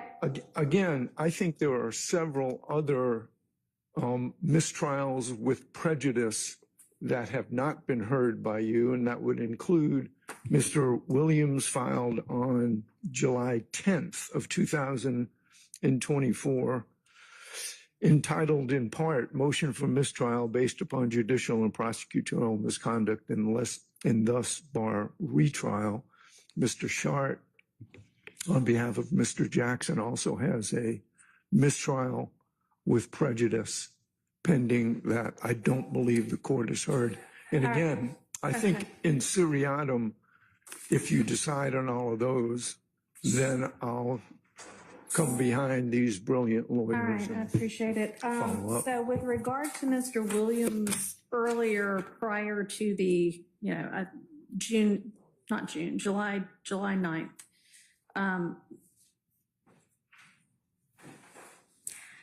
honestly, I don't know that I saw a motion to recuse filed July 9th, but when we talked about all of the pending motions before, there was the July 10th motion for a fair trial and for mistrial and prosecutorial and judicial misconduct. That's one of the first motions I took up today. Is there another one? Yeah.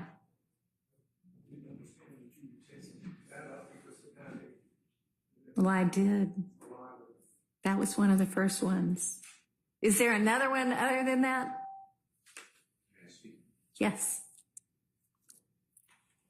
Mr. Williams is not asking for a mistrial. If you grant a mistrial, then that would be over objection in that if you grant, I joined in the goading. See, I think it's a two-step process. You grant a mistrial or deny a mistrial. If you grant a mistrial, then there has to be a conversation about a plea and bar. So I'm joining. If you grant it, it'll be over objection, then I'm going to file a plea and bar. So I was just upfront with the court. So But you are with regard to anything, is there any motion for mistrial filed by you on behalf of your client other than the kind of, not really omnibus, but multifaceted motion you filed July 10th that was for a fair trial to get all the ex partes for a mistrial based on prosecutorial and judicial misconduct? on Friday, July 27th, I filed a response to the state's, you called it a gag order. And in that, the second part, I also filed an adoption that if you declare a mistrial, it will be over objection. And then I will be raising a plea and bar because it would be, the only reason to declare a mistrial is because the defense was goaded into it. So that is it. So. Okay. All right. So Mr. Harvey, I don't think Mr. Williams has another one. And then Mr. Shart, on behalf of Mr. Stillwell, July 23rd at 3:07 p.m., a motion for fair and constitutional trial. I believe I have a lot to say. yeah, and I believe I'm similarly situated to Mr. Steele in many ways regarding that, because I do believe we're being goaded into moving for a mistrial. I do believe that the case law supports that conclusion. I do believe that so much in this case has happened that has broken the case. I believe, and I'd love to be able to argue all of that, but I am not specifically asking for a mistrial unless jeopardy attaches. okay. And so that's where I'm at. I'm happy to argue that. I'm happy to argue that before or after Mr. Harvey or Mr. Steele. Okay. Give me just a second.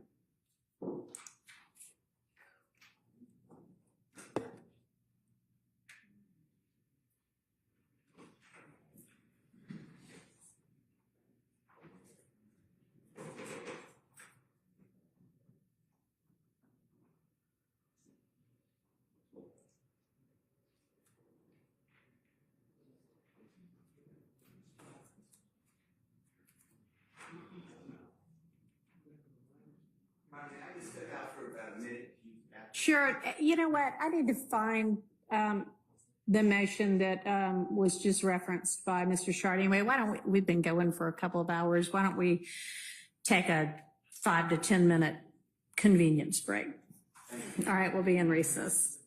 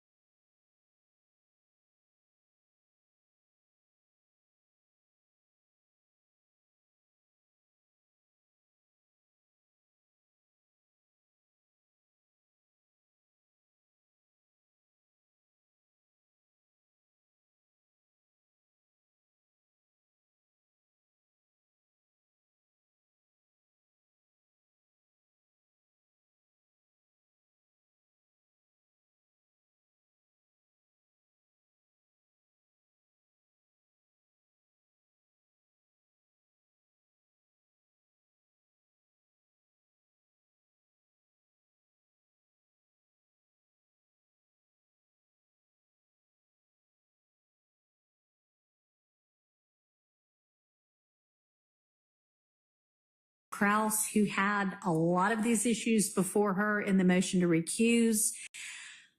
Her finding, while I think dicta, was that there was nothing improper. She said, you know, maybe I'd have done it differently, but that there was nothing improper substantively with what occurred. So at this point, we don't have, and the basis of her recusal was not that Judge Glanville is biased. It was that he engaged too vociferously in setting forth facts and information when he denied the motion to recuse. And that was not what the rules require. And so recusal was necessary, but she even, I think, went on to say, but even with that, I don't, you know, I think he could have continued on unbiased.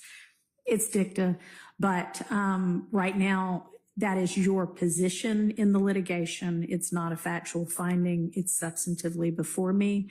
And if that is the case, then there will be a different ruling made that will impact this trial, that may result in a mistrial, that may result in a mistrial with prejudice, but that would not impact a reconsideration of bond. Now, if there's a mistrial without prejudice, then bond maybe could be considered then.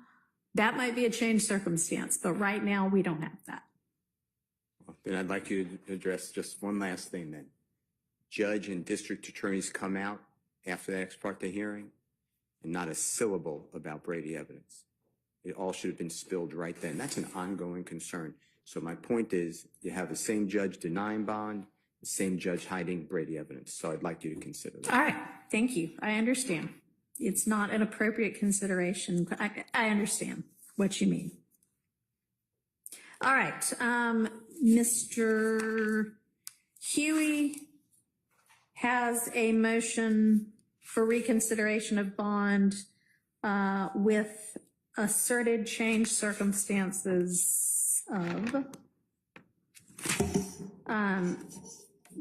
the ex parte being a critical part of the trial that he was excluded from and having been held longer than he otherwise would have because of the delay resulting from that. Do you have anything to add to that, Mr. Matthews? Yes, Your Honor. Good day to this honorable court. Carrington Matthews for Mr. Marquavius Huey. I cite for the court Wimbush versus the state, 345 Georgia App 54, which is cited in my motion. When a court has previously heard a motion for bond, its ruling is not subject to change unless the court finds that the movement has presented new information, testimony, or evidence that indicates a change in circumstances.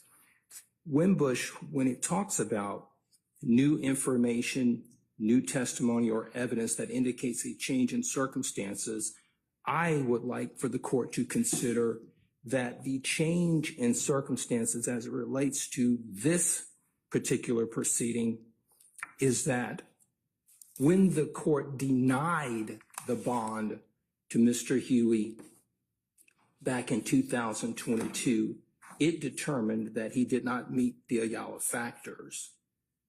This same court, in making that determination in 2022, the change in circumstances, the new information, the new evidence is that that same court that denied the bond in 22,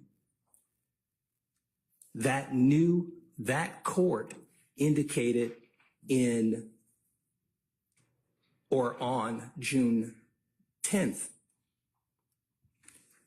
it had a meeting that this court has heard over and over again now with the state, right? With a sworn witness, right? And in the transcript, Your Honor, the court that denied the bond to Mr. Huey then, that court engaged in conduct which I believe influenced the witness,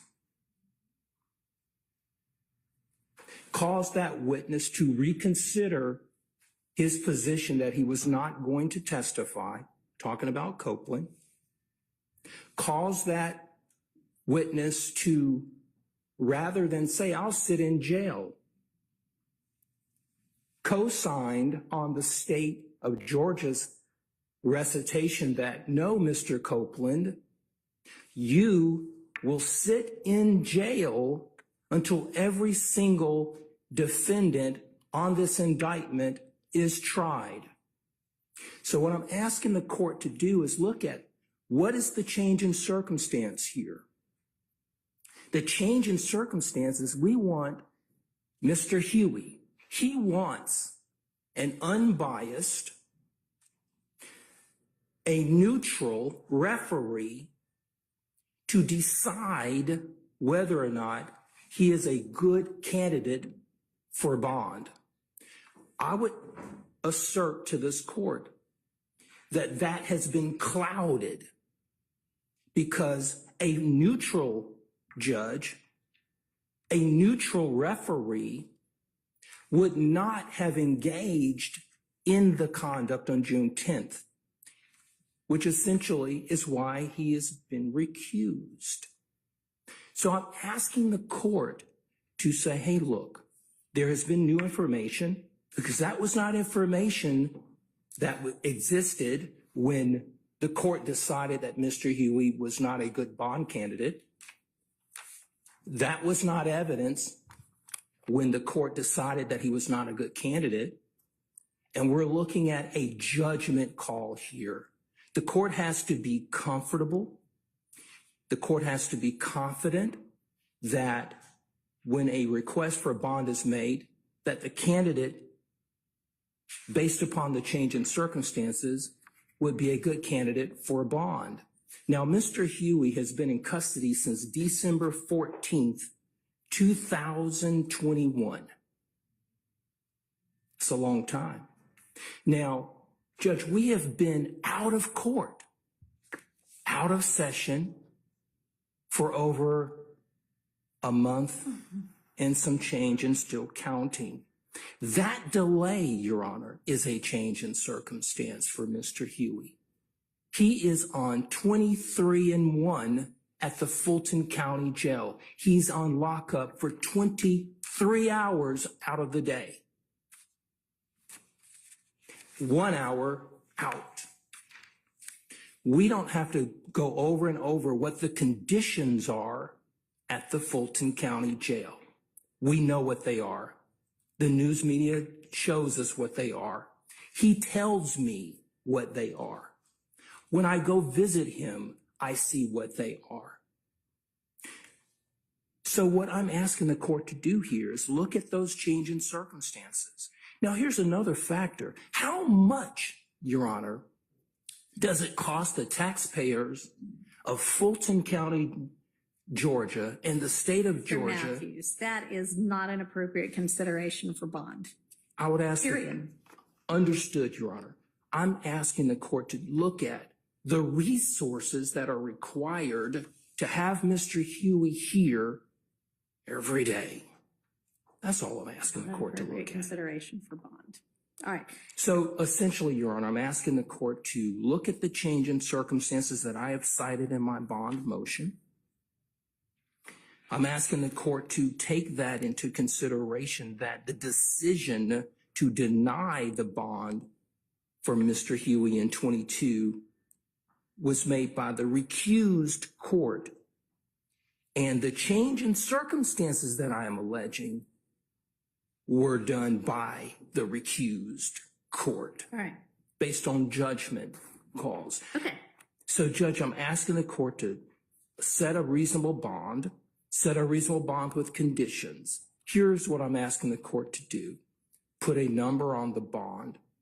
I'm asking the court for a $50,000 bond. I'm asking the court that Mr. Huey be required to live at a certain residence here in Fulton County, that he be required to have 24-hour house arrest on a monitor, right?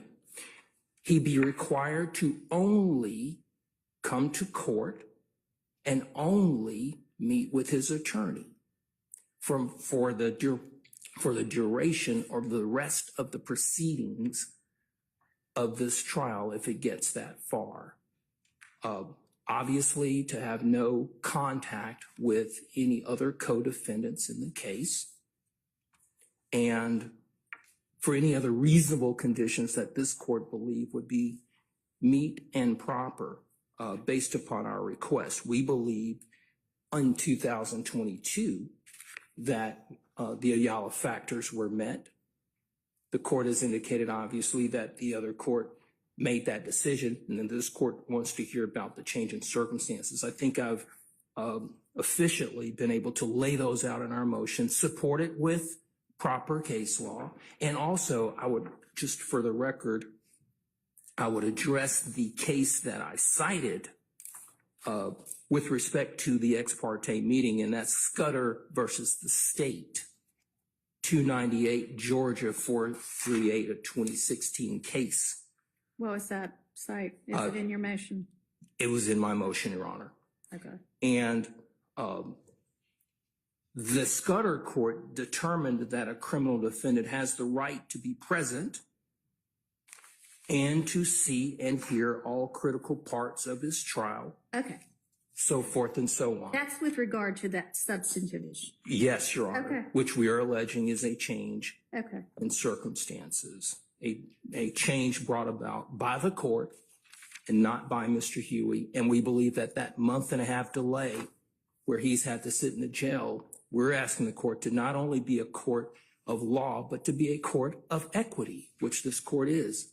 And we believe that equity and fairness dictate that a reasonable bond be set in this case. Otherwise, any other change in circumstances that are not brought about by Mr. Huey has to suffer the consequence. And that's what he's doing. He's suffering the consequence, Your Honor. Okay. Respectfully. Thank you. Thank you, Judge. All right. So that the record is clear, the basis for the recusal of Judge Glanville was not that he is biased, was not that the ex parte itself was improper. It was that Judge Glanville engaged in an exposition on the facts in making his rulings on the motions to recuse. I understand the argument that the court who undertook the original bond consideration in the defense's view has become biased, but that in the same way that I said to Mr. Steele with regard to Mr. Williams, if I substantively end up determining that, then it may be appropriate at that time to take up bond again. Right now, it is not. And it is unfortunate that this case has lasted as long as it has. It is unfortunate that there have been delays in the case, but those do not, in this court's mind, amount to the kind of changed circumstances that make it appropriate to reconsider bonds. I am not going to reconsider or grant bond in Mr. Huey's case either. Mr. Kendrick also has a motion to reconsider bond. He asserts changed circumstances that essentially this case has taken way too long, which Your I Honor, don't necessarily disagree with, but. I would ask you for Mr. Kendrick's bond motion, if you could defer ruling on that until after you rule on the mistrial. All right, I will do that. I Thank think you. that would be more appropriate. Thank you. Okay.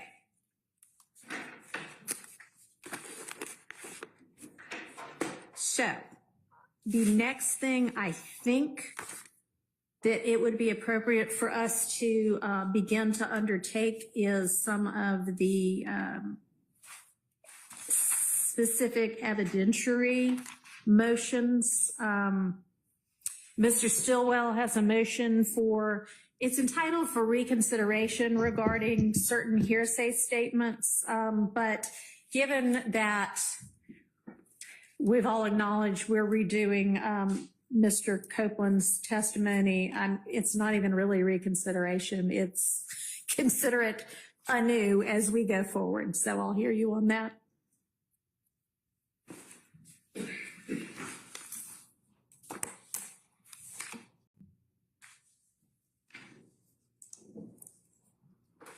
Thank you, Your Honor. Before I get started, could I hand over a case? It's actually the Scudder case that Mr. Okay, Matthews sure. referred to. And the reason I'm giving you this case, when you consider some of the issues that you said you're going to consider tonight, I never really, and I understand, I'm not complaining, but I never addressed my other motion, which may in fact not be a motion, but For a fair trial? yes. Okay. But in the state's argument against Mr. Kendrick's motion, they're relying on King. Right. I would invite the court to look at the facts surrounding this ex parte meeting. It's clearly distinguishable in every way from King when you look at the facts. And I would just remind the court that King was involving a request, giving the court background facts to show that granting immunity to a witness was in the interest of the public. Okay. That had already been done in this case the Friday before. So it's completely different when they had the ex parte meeting on Monday, and I believe Scudder is Thank you. more appropriate All right. to consider, and it's much more analogous and on point to what happened in this case. And of course, Scudder points out the problems with such a meeting and held that it was improper.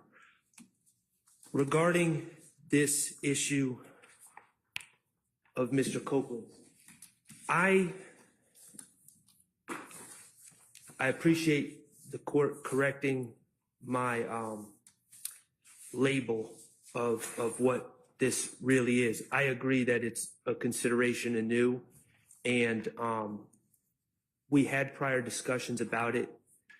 There was not a written order. To this point, And do you want me to take a look at the original consideration? If so, y'all need to point me to where I would find it. I don't know where it is, Or we and can this is just not, start over. I don't mean to sound like I'm being a smart aleck here. It was discussed. Some of my motions were brushed over so quickly. I think I assumed that I had lost that motion in front of the prior trial judge, and I'm not sure if there was actually a ruling or not. I'm trying to, if I could go back to my seat for a second. Sure.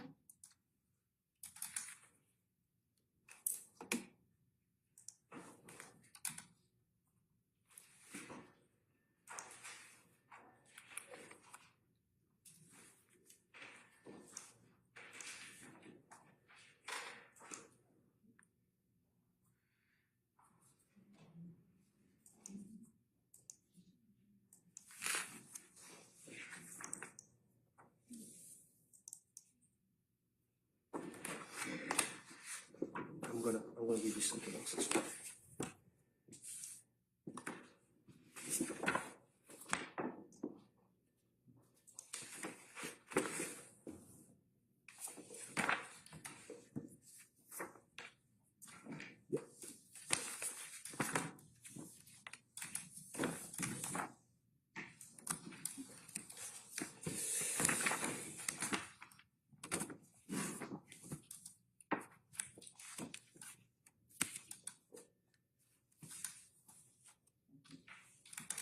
Give you this one.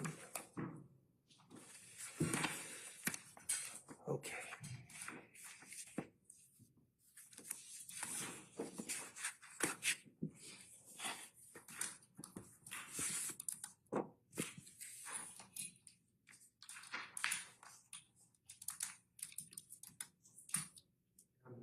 5 cases to the court, and I've also provided copies to the state. Okay.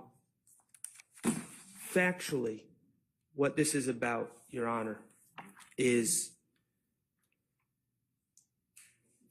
based on statements made by Kenneth Copeland, out-of-court statements. I think the understanding where we are and the understanding of the facts as we know it, or the alleged facts as we know it, is that Mr. Copeland claims that he was in Mechanicsville on January 10th, 2015. This involves the alleged murder of Donovan Thomas, for which Mr. Stillwell and Mr. Kendrick are charged, and is part of this RICO indictment as well. He alleges he wakes up in the middle of the afternoon, is in Mechanicsville, maybe 300 yards from the scene of where Mr. Thomas was shot, at the Green Store, off of McDaniel Street, at the corner, I believe, of McDaniel and Glenn Street. And Mr. Copeland tells the police that he is trying to find his friend Demekion Garlington, and trying to figure out where his friends are, because he woke up in the middle of the afternoon. And he allegedly calls Mr. Garlington and travels down to a McDonald's on Cleveland Avenue. In these pretrial statements, he claims that Mr. Garlington was pulling into the McDonald's as he was pulling in, and essentially in pretrial statements, he says Mr. Garlington and a gentleman named Mr. Demise McMullen, who's also known as Nard and is also charged with the murder of Donovan Thomas, approached the car. Mr. Garlington gets in first, and quickly indicates to Mr. Copeland, before outside of the earshot of Mr. McMullen, they killed Nutt, essentially, and allegedly points to another car that is a white small SUV type car that contains, according to the story, Mr. Stillwell, Mr. Kendrick, I believe, Mr. Williams, Mr. McMullen was at one point in the car, and another gentleman. The point is, it's a quick statement, and it's they, and he points to this car, according to Mr. Copeland, out of court. And this was June 10th, 2015, when Mr. Copeland said that. Yeah, There were- and I have listened to and read the transcript of that interview. Okay, So I'm familiar with it. and just to add context, there were several interviews with Mr. Copeland prior, Right. and he never made mention This of was these the things. 5th one. So, and also to add context, Mr. Garlington is called in to an interview. He's subsequently interviewed. He denies making those statements. Also to add context, Mr. Copeland on the stand acknowledged that he made those statements to the police, but denies that they were true. And although he didn't specifically say it, he seemed to be alluding that he no longer has the same relationship with Mr. Garlington now as he had back then, because Mr. Garlington wouldn't lie for him. It wasn't directly said, and I'm sure will come up in cross, but putting the dots together, Mr. Copeland was in legal trouble, wanted Mr. Garlington to lie for him, to verify this lie that he was telling the police. Mr. Garlington wouldn't do it, and it foiled Mr. Copeland's attempts to get out of jail. That's the context behind all this. But the question is the admissibility of this statement, they killed Nutt, and to the extent any follow-up conversation about that incident that Mr. Garlington allegedly said to Mr. Copeland. Mr. Garlington is charged in this indictment. He has a Fifth Amendment right. He's not on trial with us. I have no information that suggests that he's going to be testifying in this case. So he will not be testifying. So the state is attempting essentially to ask Mr. Copeland about statements he made to the police of what Mr. Garlington told him, because there's no indication that Mr. Copeland himself has any firsthand knowledge or is a witness to any of this. Now, I have a separate concern about the way they're not laying the foundation for a prior and consistent statement to play the videos, because Mr. Copeland is in fact acknowledging that he told the police. He's not denying making that statement. He's just denying the veracity of that statement. That being said, the statements themselves, how are they admissible? Because they're clearly hearsay. Garlington to Copeland, Copeland without firsthand knowledge. So the state has always taken the position, as I understand it, that these are statements by a co-conspirator. Thank you. They've always taken the statement that they're statements by a co-conspirator.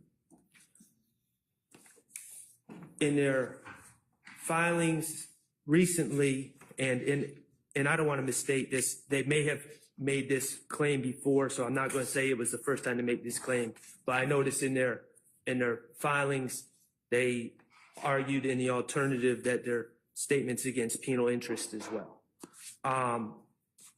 And they've provided cases, and I have just handed up my cases. Regarding co-conspirator statements, of course, and we're talking about hearsay and the confrontation clause. It seems to me their main reliance is on the Kemp case, where the Kemp case, as they want it to be understood, is that idle chatter or narrative of past events do not further a conspiracy, but narrative of past events are admissible if they serve some present purpose of the conspiracy, including statements made to solicit membership or participate in the conspiracy or to promote cohesiveness among or provide reassurance to other conspirators. And the reason I filed this motion is because in all prior discussions, the trial court completely glazed over the furtherance. I'm focusing on whether these statements furthered the conspiracy. Okay. The state's cases do not apply to this situation. The difference, and I'm referring to the Kemp case, United States v. Flores, which the state relies, United States v. Santiago, and U.S. v. Holt, all in their filings. There's absolutely no indication in the record in these statements that the alleged declarant Garlington was attempting to solicit the membership of Copeland in the conspiracy in any way. And I understand the states in the case law, some of the cases indicate this, that, you know, you have a conspiracy, you got a small conspiracy and a large conspiracy, and statements in furtherance of a conspiracy could be furthering the large conspiracy. Okay, but soliciting membership, there's been no allegations whatsoever by the state. In fact, we've been talking about this ex parte motion ex parte hearing where they're saying that Mr. Copeland clearly had nothing to do with the murder of Donovan Thomas. They've fought to say that Kenneth Copeland had nothing to do with that conspiracy. So there was no solicitation there's no evidence of anyone soliciting his membership in the conspiracy to murder Donovan Thomas. In fact, that had already occurred at the time that these alleged comments by Mr. Garlington were made. And if the argument is, well, they were trying to solicit it solicit his membership into a larger conspiracy, the YSL conspiracy as a whole. Mr. Copeland, according to the state, according, from the very beginning, according to their expert, Mr. Investigator Belknap, according to everything they've shown the jurors pictures of Mr. Copeland, videos of Mr. Copeland from 2012, 2011, 2013, well before this date, where he's with these gentlemen, putting up hand signs, claiming YSL, all the rest. If the argument is, well, they were soliciting him into the larger conspiracy, he was already part of the larger conspiracy according to the state. Okay, let me ask you this. So a part of the cases that the state cited, I mean, it may be that part of it was one way you can find this as a co-conspirator exception is soliciting membership, but another concept was to further the purposes of cohesion amongst, and I think they have gang cases, so a gang. Right. So can you address that? Well, they have the burden of proof by preponderance of evidence to show that this has been furthered. There's been no evidence. Again, we're seeing pictures from over the years. There appears to be complete cohesion. There's been no evidence that this was done, if it happened at all, which my sense is it didn't happen, but assuming that the statement was made by Mr. Garlington to Mr. Copeland, this brief statement, I think we're really stretching where the exception is essentially swallowing the rule. If we just say, well, a statement about past events with absolutely no indication that someone said, hey, this is what we need to do. We need to be quiet. We need to do this. We need to do that. There's no indication that Mr. Copeland was instructed to do anything.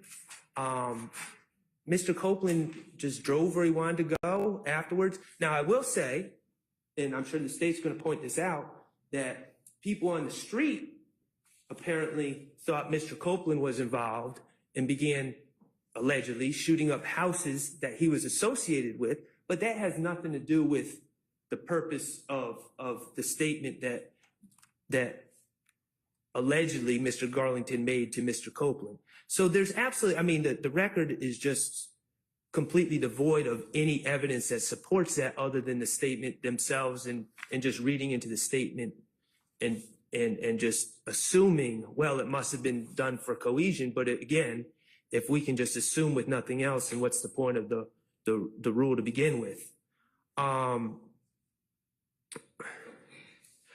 Mr. Copeland has never testified that anyone allegedly involved in the murder of Donovan Thomas has ever asked him to do anything. You know, the story that comes out through past statements are Mr. Treadwell takes a car somewhere to get rid of a car, to get rid of guns. You know, again, I'm not saying these are true statements, but that's what comes out in the discovery, and that's what comes out in other people's statements. Mr. Copeland has, it's completely devoid of anything that Mr. Copeland was asked to do. As far as also fostering cohesiveness, Mr. Copeland himself said that Mr. Garlington at the time was his best friend. So I'm not sure. In the United States v. Flores case, they talked about cohesiveness and cohesion within the group. And that was a situation where one individual, the declarant, was talking to another individual that didn't know. So you got the declarant, who ends up, and then another individual who ends up being the witness. We'll call him the third party. And then you have the defendant, and the declarant is telling the witness, hey, let me tell you about the defendant. He's a solid guy because this is what he did, and we're all one cohesive group. But the witness and the defendant were not close. They didn't really know each other. So the middleman, who ends up was the declarant, is kind of informing one person about the other and saying, oh, he's solid. We can be cohesive. In this case, Mr. Garlington and Mr. Copeland and Mr. Stillwell all knew each other. very well, and that's come out in testimony, that they're, according to Mr. Copeland, they were the three best friends. So I don't understand how that falls under fostering cohesiveness, because there was already extreme cohesion between that group. So I think it's distinguishable in that aspect as well. US v. Holt, I'll just point out also, with all my other arguments, there's no indication in that case. It talks about keeping a co-conspirator abreast of the situation. There's no indication that Mr. Copeland needed to be kept up abreast of the developments at the time. Mr. Copeland was not summoned to do anything by the group. Mr. Copeland called Mr. Garlington wanting to find out where he was. So it wasn't a situation where the group, assuming these statements were made, called Mr. Copeland to bring him in. Oh, can you pick us up? Can you do this? Mr. Copeland reached out to them. And also I'll point out that US v. Holt was argued under or decided under the plain error standard, because the trial attorney did not object appropriately. I have the 4 cases I handed up: US v.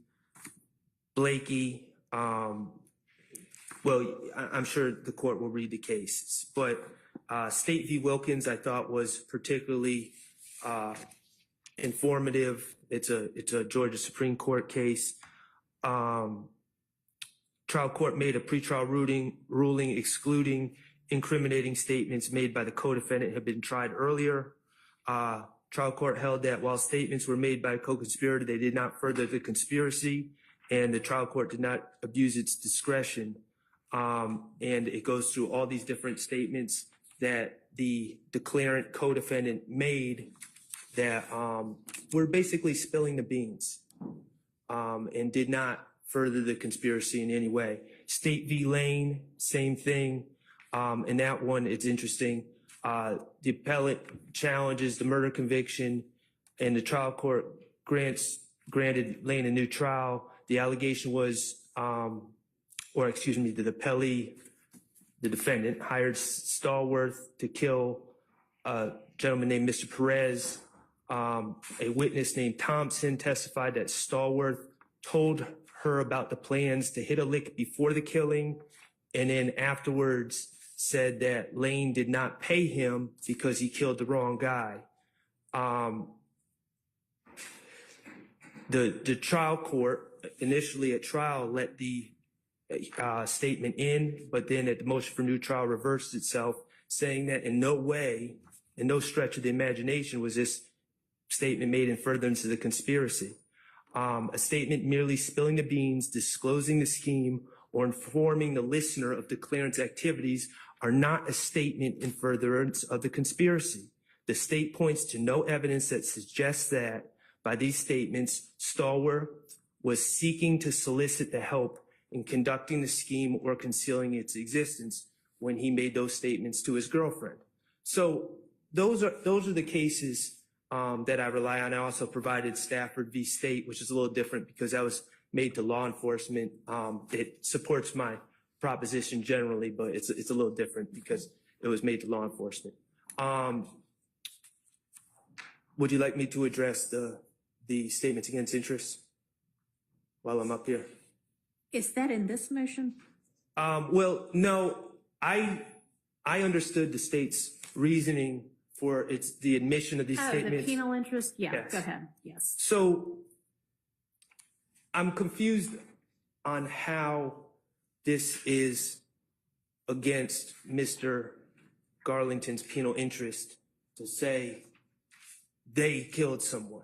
It's a hearsay statement that inculpates the accused is admissible if the declarant is unavailable. Okay, I can see that. The statement so far tends to subject the declarant to criminal liability that a reasonable person. Gotcha. I'm sorry. That would subject the declarant to criminal liability that a reasonable person in his position would not have made the statement unless he believed it to be true, and the statement is corroborated by circumstances clearly indicating its trustworthiness. My main objection is number 2, although I do believe that the statement is not corroborated either. But prong 2, it was not the type of statement that tends to subject the declarant, in this case, Demekion Garlington, to criminal liability. He said they did it. I don't know how that could be a reasonable person could, how it could be said that a reasonable person would feel that saying they did it would put that person in legal jeopardy. As we know, as the pattern charges tell us, knowledge of a crime, mere presence, but certainly knowledge of a crime is not enough to convict anyone. And again, he did not say that he had any part in it. He did not say he played an active role. Additionally, Your Honor, I would point out the Williamson case that that I provided. And the Williamson case is, I believe it stands for the proposition that when if you find any part of Mr. Garlington's statement to be self-inculpatory, which I don't believe it is, Williamson dealt with a situation where within a statement there's inculpatory and exculpatory segments of the declarant's statement. And Williamson says you have to deal with the pieces of the statement individually, and you just can't say, well, there is some inculpatory parts of this statement, so therefore it's all allowed in. You have to excise out the self-exculpatory areas within the statement and the neutral areas within the statement. It says 804B3 only extends to self-inculpatory statements and not self-exculpatory portions of a larger inculpatory statement, or to aspects that are neutral as to interest. Self-exculpatory statements are exactly the ones which people are most likely to make when they are false, and mere proximity to other self-inculpatory statements does not increase the plausibility of the self-exculpatory statements. And for the record, that's Williamson v. State, 512 U.S. 594, 1994. So if there are, which I don't believe there are, any inculpatory parts of Mr.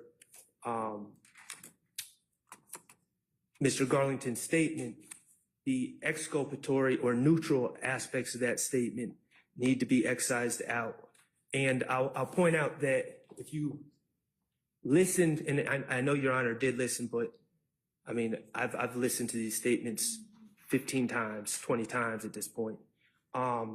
It's very unclear to me where the source of some of, we're assuming a lot of it's coming from Garlington, but it's really unclear where Mr. Copeland is claiming to have received some of his information and when he received some of his information. So that makes this task difficult. I think that absent a showing that the state can meet their burden under 801D2E or 804B3, that none of it should be admitted. But certainly, if we were going to admit some of it, we would have to excise out the parts that are not self-inculpatory, including, but not limited to, the part where he's pointing at other individuals and say they committed a crime. So those are my objections. I think if they come in, that it violates hearsay as well as the confrontation clause. And what's your confrontation clause argument? Because we haven't really touched on Well, that because so much. Mr. Garlington's the source of the information, and he's not going to be subject to cross-examination. He's not testifying. All right. So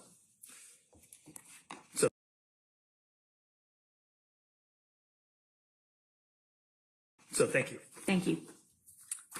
Who's arguing this for the state? I am, Your Honor.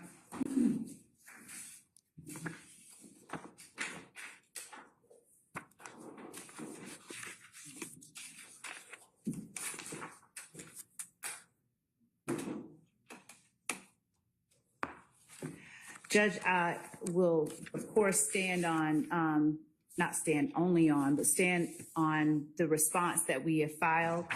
I would point the court's attention, starting off to page 3 of our response and the second full paragraph on that page, Your Honor, where we are giving some facts of the case wherein it's already been shown at trial that a few days before the murder of Mr. Thomas, Mr. Copeland said that he was with Defendant Williams when Defendant Williams rented an Infiniti from a rental facility at the Atlanta airport.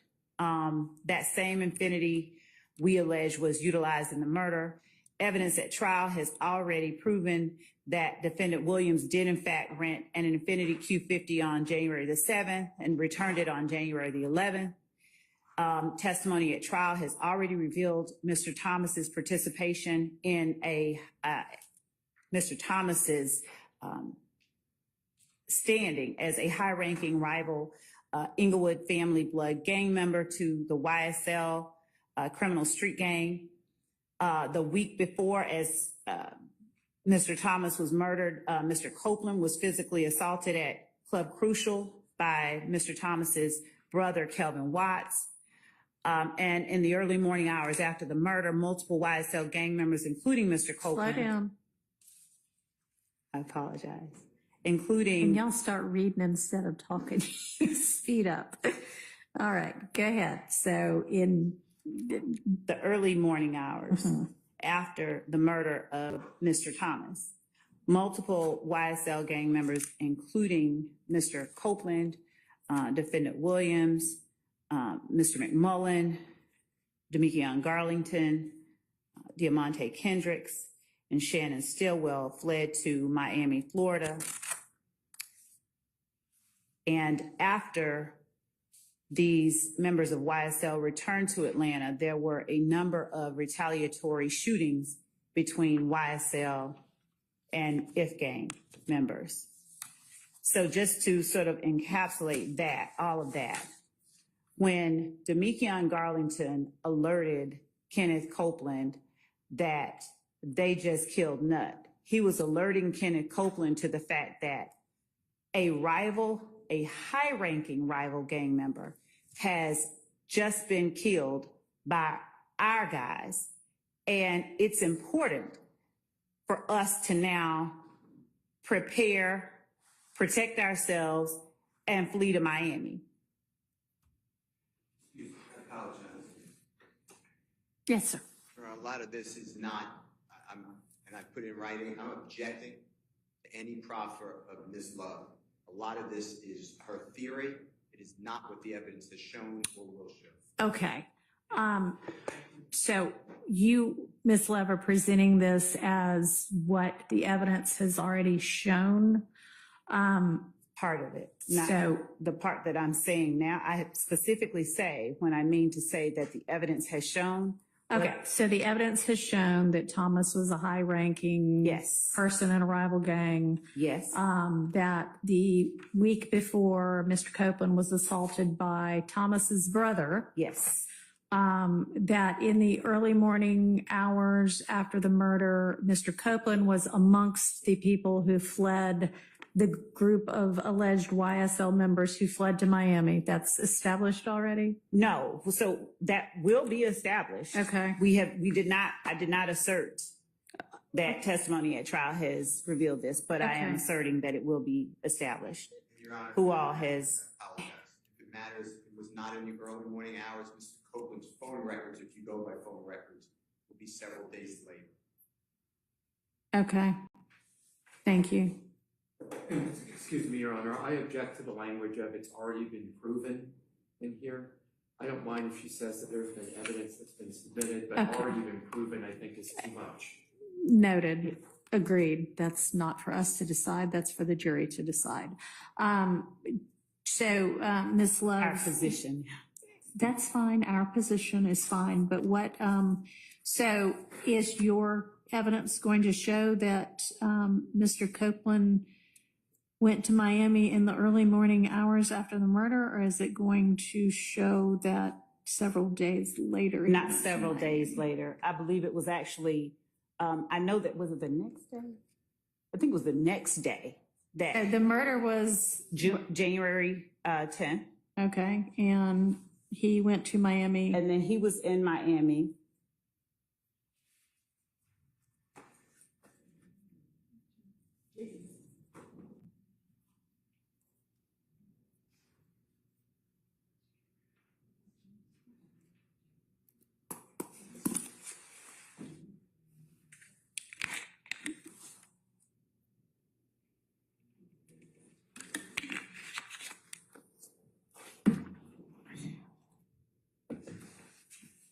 While the state's doing it, if you really care, it's Your Honor, if I January may. 6th is the alleged beatdown. Okay. Mr. Copeland, it wasn't a week earlier. January 10th, it's going to be January 6th. It's at the club Okay, compound. thank you. Crucial, it's a compound, not crucial. It was the Sunday before, Your Honor. Okay.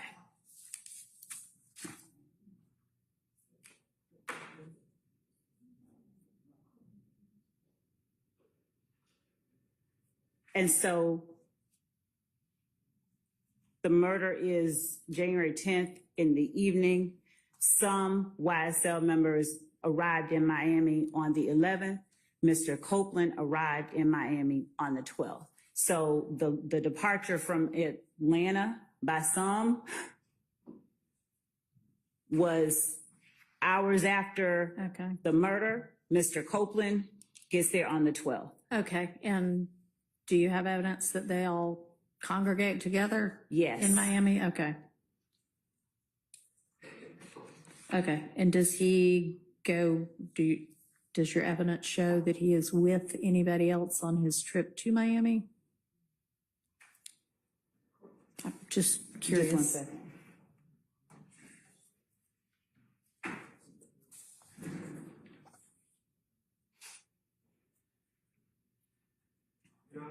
Testified to answer your question. I believe that Mr. Copeland testified after the recusal motion, that he traveled to Miami with his girlfriend or the mother of his child Okay. and his baby. All right, thanks. And also, my understanding, and I believe it was testified to, it may not have been, was just to, when we're using the word fled, is that Mr. Williams had a show in Miami. Okay. So, Your Honor, Mm-hmm. Mr. Copeland, I believe, has testified already that they were collectively in Miami. Okay. Regarding the court-specific question of who he went down there with.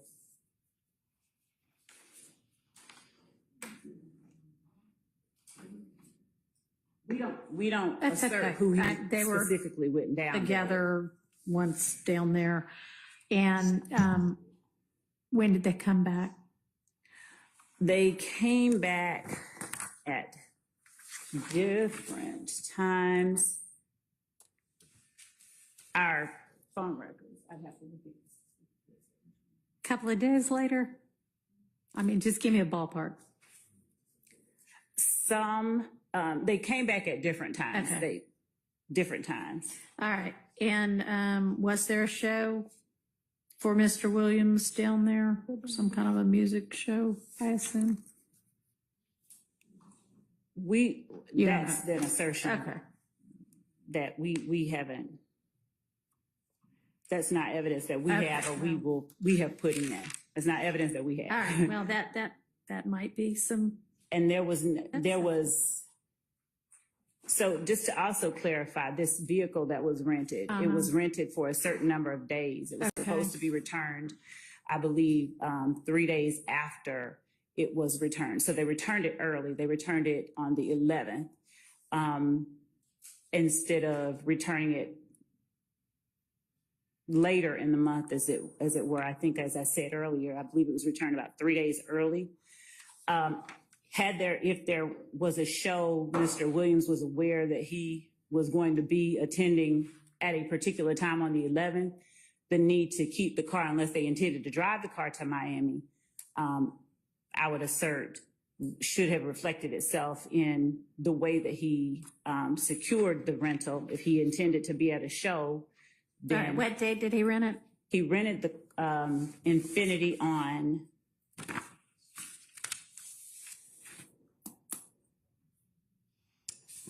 January 7th, I believe it was.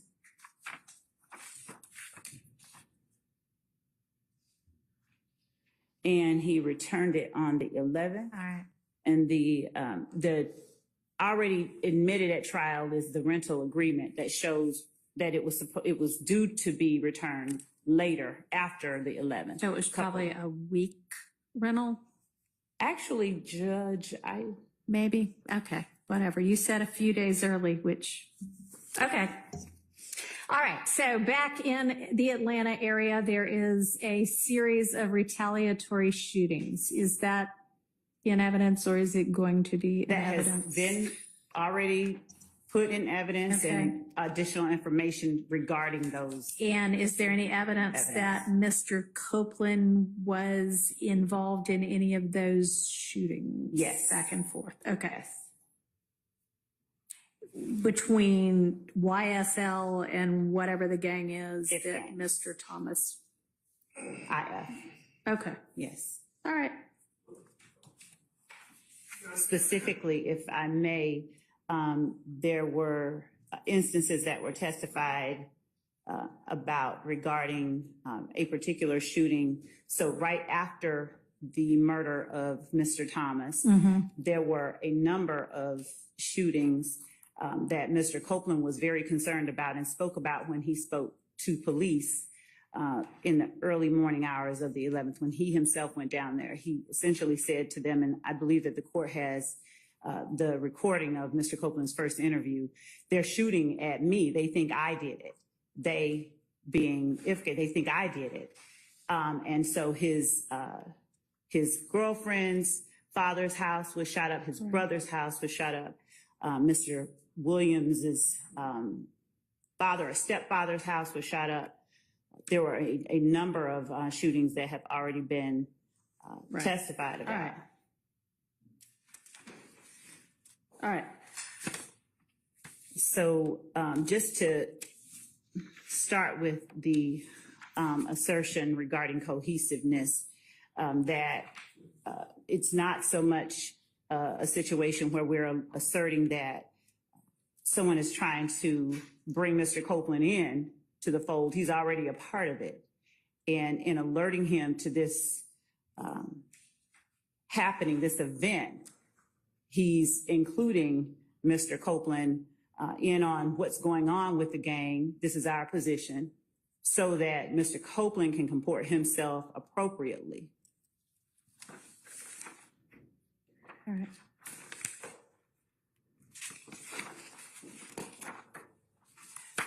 We have noted in our response that when we are talking about a conspiracy, it's not just the conspiracy, it's not regarding the conspiracy of the murder of Donovan Thomas only. The conspiracy is the wider, broader participation in YSL, and the criminal conspiracy is alleged in count 1. And Ms. Love, is it correct that Mr. Copeland also said to police that after the first revelation that they shot Nutt by Mr. Garlington, that, and that was in the McDonald's parking lot, that either they did or they were then instructed to follow They did follow them too. the car that had apparently been involved or allegedly been involved, follow that car to Condo. another place where they all spent the night, Hold on just one second. and that he did so?